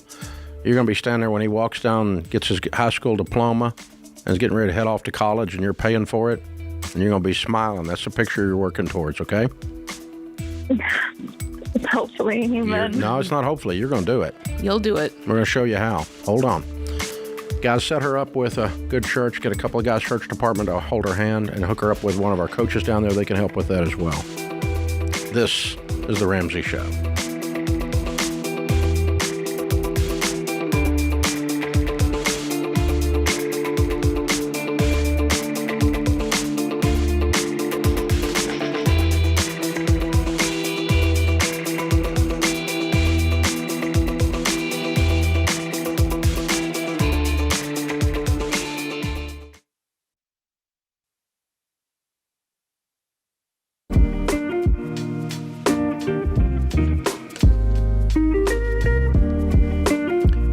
You ever found yourself trying to explain this whole Ramsey Show thing or the baby steps to someone who's really struggling with money, but there's a lot to get across in one conversation?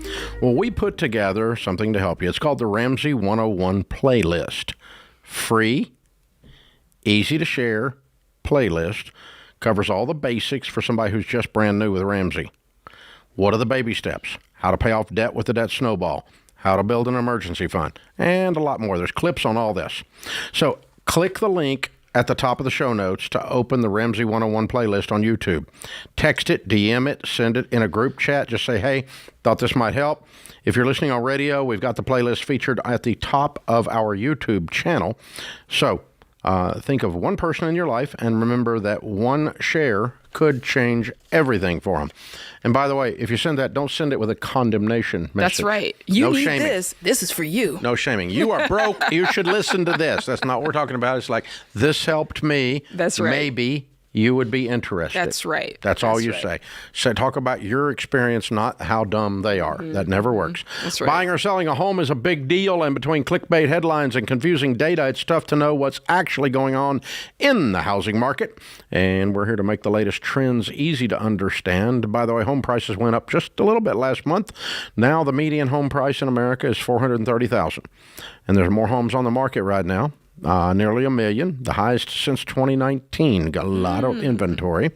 The average 15-year fixed rate rose to 5.9 last month. It's still not 6, so it's a good time to buy and a good time to sell. If you need more help and you want to learn more about it, you want to just go to RamseySolutions.com/market or click the link in the show notes for that, and we'll help you out with that as well. Colin is in Phoenix. Hi, Colin. Welcome to the Ramsey Show.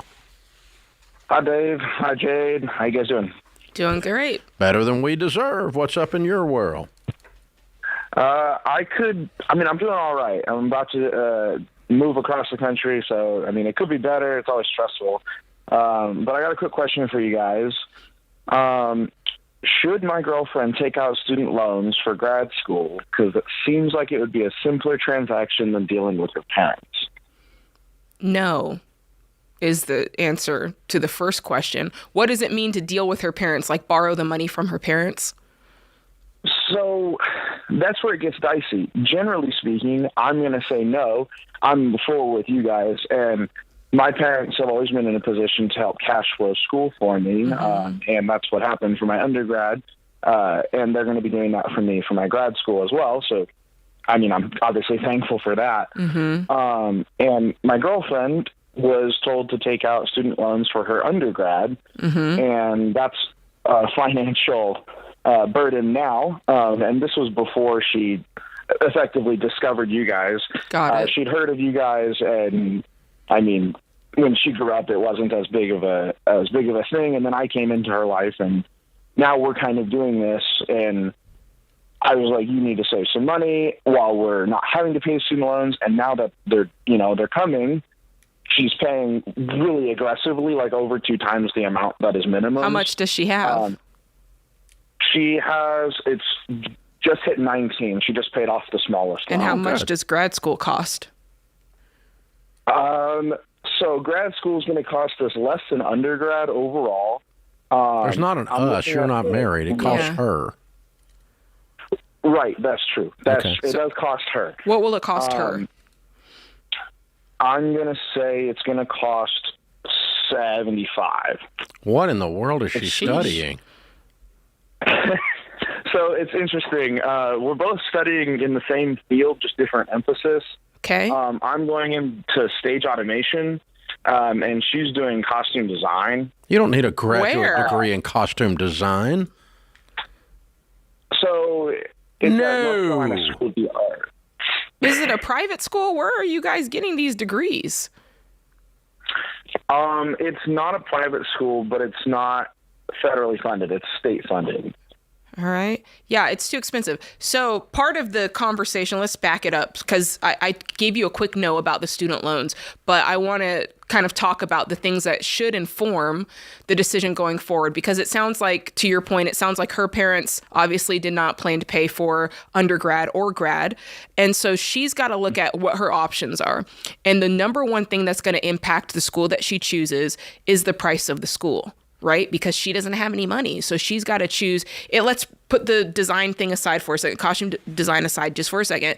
If she chooses a school, she's got to choose something that there's a way and a path forward in which she could pay for it by working, by saving, by even maybe delaying it a year so she can stack up some money to make that happen. Is that fair enough? Yeah, and we've talked about those options. The difficulty is, regardless, we do have to leave where we are now, because in our city, there's virtually no options in our direct field. That's where I want to interject, because I think I'm not trying to be rude. I'm not trying to step on your feet. You have a relationship. I think part of the problem is it is a huge we. And so you go where she goes where you go, but she might not be able to afford to go where you go. And that's something that I think could be a good idea to decouple from this thing, because you can afford to go to that grad school because your parents are paying for it. She can't. So you guys are loading up the truck and heading to Beverly Hills, that is. Swimming pools and movie stars. You're moving to L.A., aren't you? You're moving to L.A. and she's talking about UCLA. Well, it's in North Carolina. North Carolina? Now that makes even less sense. For costume You're telling design. me, I didn't think it was going to cost that much. No, wait a minute. North Carolina for costume design. Yeah. What are these things? I mean, one of the best schools in the United States for it. Yeah. Okay. I'm thinking. All right, let's stop a second. All right. What is her degree in currently? Both of our degrees are in theater production with design and technical. What's she doing for a living now? She's working at the university we just graduated from, and she's on a part-time gig because they won't hire her full-time, and she's basically doing bookkeeping. Okay, so her theater degree got her a part-time bookkeeping gig so far. Yeah, that's why we have to leave where we are. No, theater jobs. gigs aren't huge in North Carolina. Right. Well, true. That is true. It's not exactly a huge market. You're not moving to the theater market. I mean, we're talking L.A., we're talking sound stages in Atlanta that have blown up, and we're talking Nashville, and we're talking New York. Right. Maybe Chicago, but not North Carolina. So we're not going in for theater per se. We're going in for live entertainment, and the reason even worse. The reason this school is as important to us as we believe it to be is because everyone there, they have created effectively a pipeline to the large organizations that we want to work for, that we dream to work for our entire lives. And currently we are unable to get those jobs because of where we started. Jade and Sam own a cruise talent booking company. They book people and have for years on Cruise Talent. So she can speak to this better than me, but I'm calling bullcrap. Yeah, it doesn't exist, this idea that if I go to this school, I 100% have the in, and I 100% will be in. Networking exists. I will give you that. Networking exists. Forming relationships exists. But you can do that. There's a lot of that you can do on your own, because now you've admittedly said it's not about the education. It's about the network. It's about the pipeline. It's about getting indoors, right? You said that. Right. And my thing is, if you move to a town, one of these towns that Dave said, and you make it a point to get out there, you go to every live show, you go to every play, you sign up, you just go backstage and start meeting people. You can, in 6 months, create that same network, but you've got to do work. Like, that's you going out every single night. That's you talking to every single person that you meet at these events. I think this is her parents saying, this is a bad idea for her. It's a bad idea. I think I agree with her parents, Colin. No, she shouldn't do this. Education is rarely the root. I would not spend $75,000 on a graduate degree in costuming. No, I would not. And I'm in a town where people make a living doing costuming. I've never met someone with a degree in it, ever.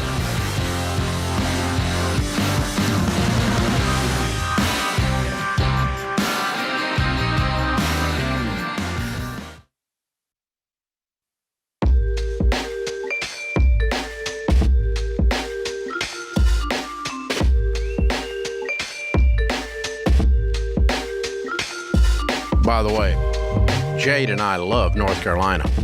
Oh, yeah. We're just not of the opinion that it is a theater hotbed.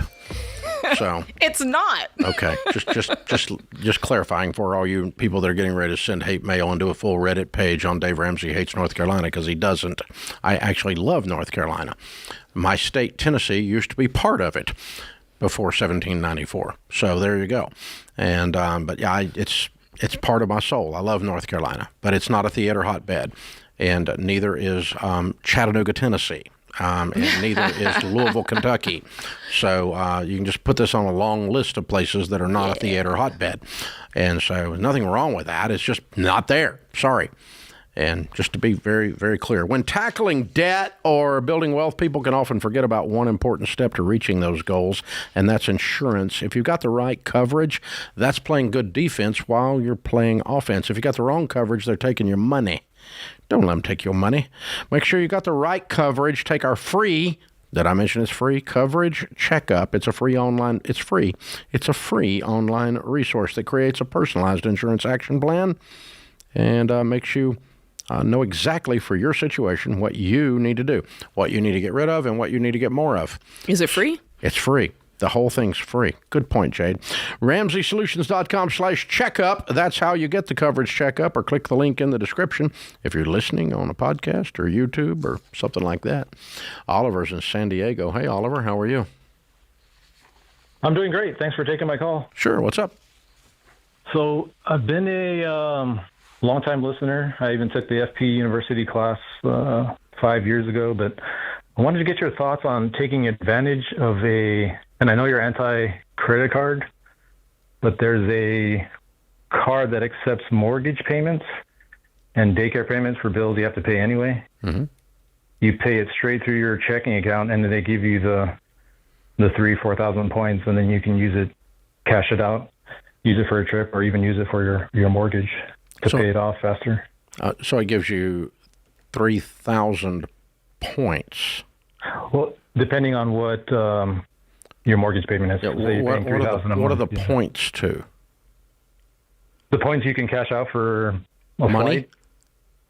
Or you can cash out for cash, or you can... Okay, so what is 3,000 points worth in money? I think it's... Oh, yeah, it's not a lot. I think it's the 1 cent per point. 1 cent per point. Per point. So how much is your mortgage? 3,000 cents. Yeah, my mortgage is about $35, but I pay my daycare, and they give you 3 times points on daycare. Yeah, 3,000 cents. Yeah. Or let's say you add a daycare, 7,000 cents. Yes, so I pay both those, and then I just put it towards my mortgage. Isn't that $70? Is that right? Mm-hmm. That's right. Yeah. Okay. So $70. $50,000. Yeah. Okay. Yeah. And so here's the thing. When you play with snakes, you eventually will get bitten. Yeah. And these are snakes. Credit card companies have one goal, and it's not to give you free money. You know that. Yeah. It's definitely. to get you in debt at 18 to 38%. We know that. There's $1 trillion worth of people who thought they were going to get points. And now you've converted 3,000 cents into having a discussion about $30. What do you make a year? Between me and my wife, we're doing good, above average. I think around 358. You're making $350,000 a year, and you called me about $30. Oh, wow. Well, I mean, you should have used your time with a better, over wisely. $30 I could have helped you with something real, not $30. Well, I mean, it's no, I mean, like really, a bill you're going to pay anyway. Don't laugh. Yeah. It's exactly what you called me about $30. Mm-hmm. You're burning a lot of your brain calories that are very valuable on $30. Unless there's another reason you're not telling us. No, it's I was, taking advantage of that card. You're not taking advantage of it. It's already used up more of your brain calories that you should have been using to make another $10,000 while you're screwing around with $30. And now you're burning my brain calories. So yeah, this is so here's the focused thing. On the wrong we thing. did study 10,167 millionaires. The number of them that said they became millionaires due to 3,000 cents is precisely zero.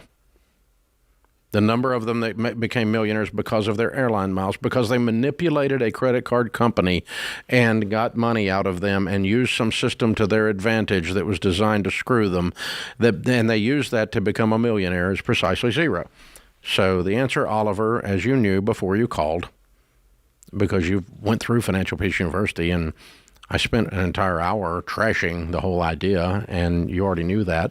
So, no, we're not. I don't have any credit cards. I have 4 pieces of plastic in my wallet, 2 debit cards, 1 on my business, 1 on my personal. I have my driver's license and my handgun carry permit because I live in America. Mm-hmm. And that's it. That's all I got. I got nothing else in there. I got no points. I got 0 cents. 3,000 cents. I can't unhear that and unthink of it that way. Well, here's the thing. Ridiculous. The way they get you with these things and the way they get you with these interest rate loan consolidation crap, same thing, is they start talking about the interest rate and the savings. We start talking about savings. And see, what they did was they didn't say $30. No. Brilliant they marketing. Said 3,000 You get points. 3,000 somethings. And it takes a minute to boil it down to 3,000 somethings. You got to go back to when you were a kid and you went to the skating rink. And you got the tickets. Worse than that, Chuck E. Cheese. Chuck E. Cheese, and there was the wall of prizes, but you had to convert how many tickets and points. And it was 80,000. You're buried in tickets, and you still got a half a penny piece of plastic something from China. Right. Out of the Chuck E. Cheese Wall of Fame cabinets. And your child is buried in tickets. That's right. They can't even see. They look like Cousin It with tickets. And they're just covered in them. And you get it's like the same. a slime. It's the same thing. Yeah. It's a scam. 3,000 cents. There you go. I mean, that's a lot of sense. So There's just so many other ways you could get $30. If you convert some of these discussions to hard dollars, they stop you from screwing with it. Yeah. Yeah, they do. You make $350,000 a year. Don't screw with $30 problems. Yeah. You need to solve $10,000 problems, not $30 problems. Yeah. You make a lot of money. You're too smart for that. Don't fall for that crap. Stupid people don't make $350,000. But you got sucked into having this mind game that somehow you were going to get something for nothing. And just go make some money, man, and take care of the money you made. That'll get you there. Wow. Beautiful, beautiful call. So, Jade, you're not old enough, and you got to be really old in our audience, but you guys can look it up. It's probably on the internet. When I was a kid, they had a thing called green stamps. You ever heard of that? I have not heard of that. So you would go to the grocery store, and when you're checking out, they had this little printout, and it would print out these little green stamps, look like a postage stamp, but a little sheet of them. And my mom had a little book, and you would post them in the book, and when you fill up a certain number of pages, then you had 3,000 cents, right? Okay. And but we actually, saved up after 4 years of grocery buying and diligently licking these stamps and putting them in these little books, and I think we got a really small 18-inch tabletop charcoal grill.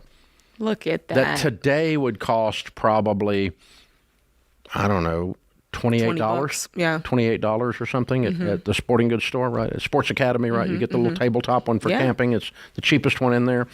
And so, but this would have been 1970 something, so that would have been a $1.50 or $2 or whatever. I mean, it was the cheap. I mean, but we worked our little bony fingers off on those stupid green stamps to get this stupid grill, and it was like the lamp table in Christmas. Yes. Yeah. Yes. The leg the fringe lamp, and the leg lamp yeah. with the fringe. Yeah. It was the same thing. It was a prized possession in the Ramsey household.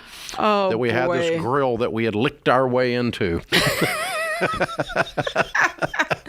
That story is gold. Hey, yeah. people have been falling for this since time began. Yeah. So quit looking for an easy way. The fastest way to get rich quick is get rich slow. Live on less than you make. Put money in your investments. And then you'll have some money. Oh, this is a deep formula right here. But you work it, it'll work, I can tell you.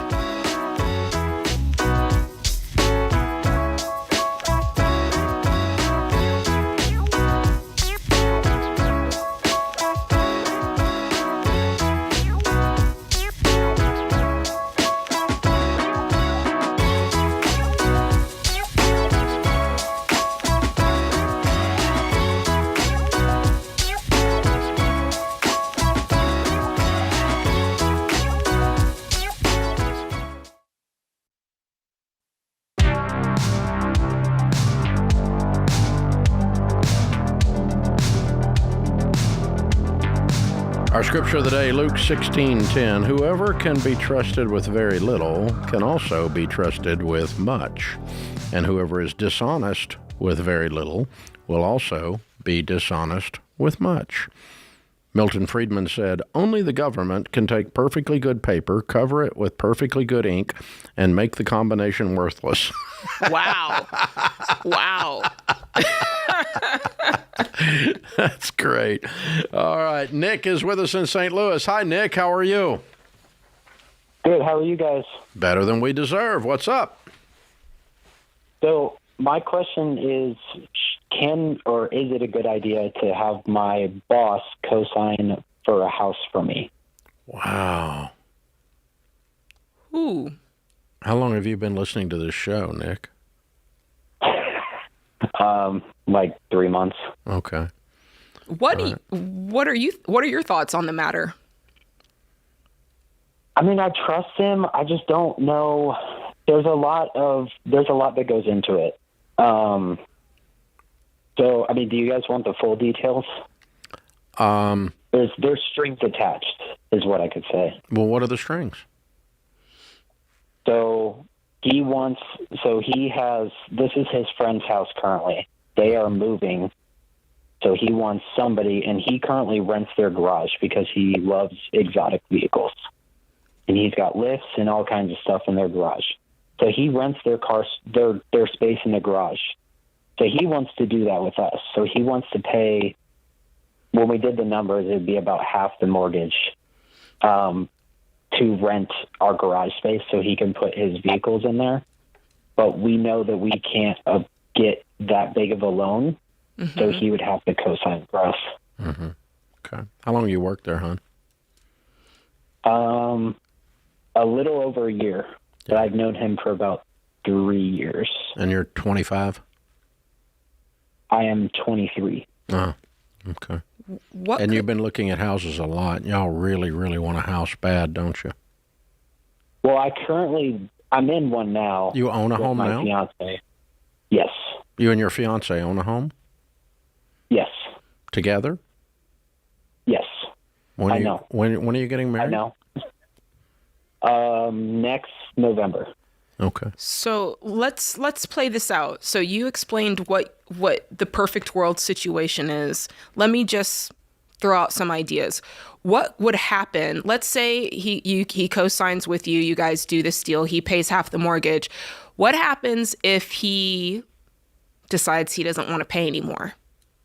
What happens if you get fired from your job? He decides he doesn't want to pay anymore. What would happen?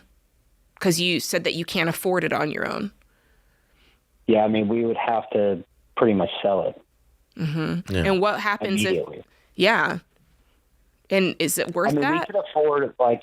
We could afford a couple of months, but it's way bigger. I mean, it's twice the size of what we live in now. So that's what it is. It's this giant house. Because I'm on my side, I'm trying to think what would cause you to put yourself in such a precarious situation. Because he's able to get something that there's no other way he could get. Yeah. Yeah. I mean, it's not a house. We live in like a townhouse, but we do own it. Mm-hmm. So we're kind of in a complex, so there's a lot of people. We don't have our own yard. We have a dog. We'd love for him to You're 23. in the back. You're 23. You're just getting started. Yeah, there's nothing wrong with that. So, okay, here's the answer to your question, and then I will also tell you why. Okay? Never do a cosign deal under any circumstances, ever. Okay? And the reason is that you're signing up for a deal that you know and that the bank knows doesn't work unless everything goes perfectly. And honey, 100% of the time, things don't go perfectly. Yeah. Let me tell you, as soon as you close on the house, the competitor calls you up and offers you $10,000 more a year to change jobs, and you can't take the job because you feel loyal to the guy who has cars in your garage. Mm-hmm. And if you do take the job, he sues you because he thought you were going to stay with him forever. He thought you were going to stay with him. He thought he had bought a slave.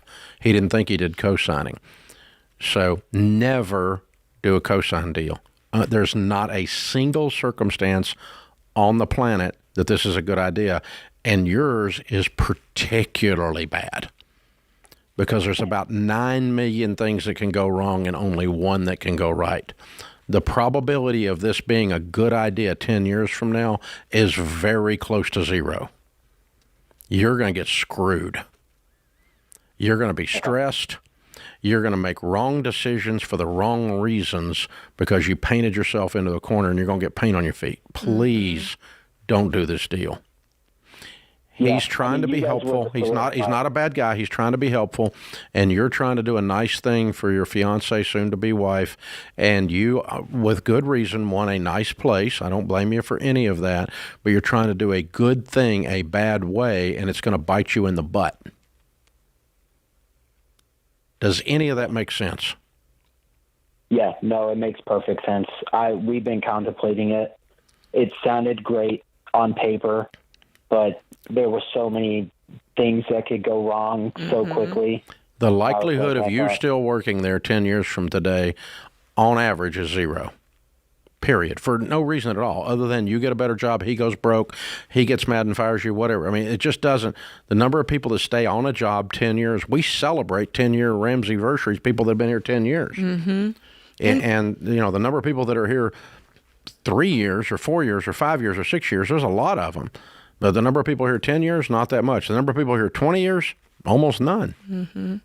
And so this doesn't go well. This doesn't end well. And by the way, you know, when you buy a house that's double the size, it's not just double the mortgage. It's double the problems and the things that you have to take care of with the property. Crap, yes. You know what I'm saying? It's not just the mortgage. Double you got to take care of that. Double the roof that's going to leak. Yes. Yeah, that's real. Chris is in Nashville. Hi, Chris. What's up? Not much. Thanks for taking my call. Sure. How can I help? I guess I'm calling for a reality check or just some wisdom in when I can stop working. And it's not as much stop working. It's just figure out what I want to be when I grow up. When your nest egg is big enough. When your nest egg is big enough to run perpetually. Well, I got some rental property. I'm closing on a deal. Hopefully the end of this month, and I'll have about $8,500 a month passive income coming in. There's no such thing as passive income. You talking about a real estate deal? Yeah, well, I'm talking about rental properties. I know, rental property is not passive. It's active. Well, I get it. Yes, sir. Okay. All right. So you're going to have $8,000 a month net profit? Yes, sir. If everybody pays and if it's all full? Correct.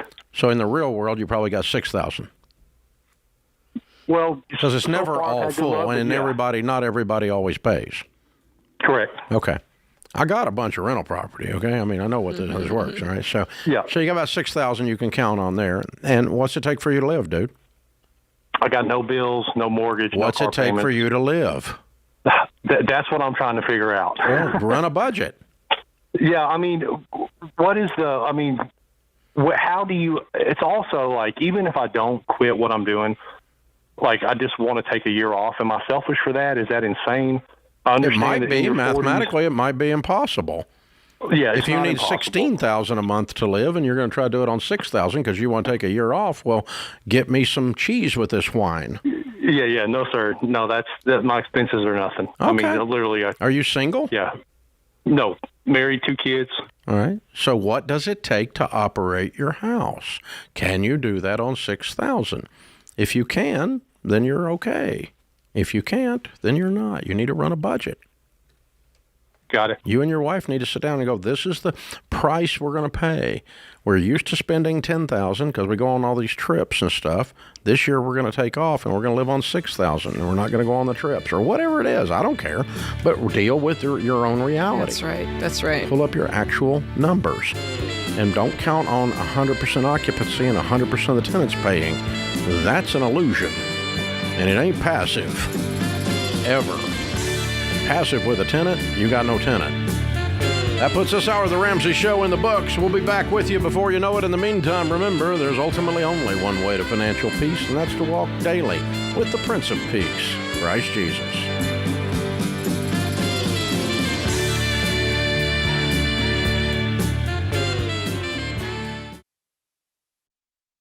Hey, you guys, I was shocked to learn that 88% of you out there are sharing The Ramsey Show. I mean, that is so incredible. Thank you so much. And I want to tell you that we're making it even easier to share. So this June, we have pulled together the brand new Ramsey 101 YouTube playlist, a quick start collection of how to get started walking the Ramsey plan. Now, this playlist is perfect for that one person in your life who needs help winning with money and just doesn't know where to start. So here's what's inside: what the baby steps are and why they actually work, how the debt snowball helps you pay off debt fast, and how to build wealth and invest for the future, and so much more. So here's what you need to do. Click the link at the top of the show notes. It'll take you straight to the YouTube playlist.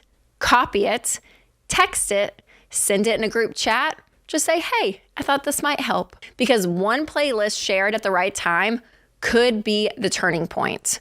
One share, one playlist, one step could change everything for that one person in your life. So click the link, share The Ramsey Show, and let's help someone out there start winning with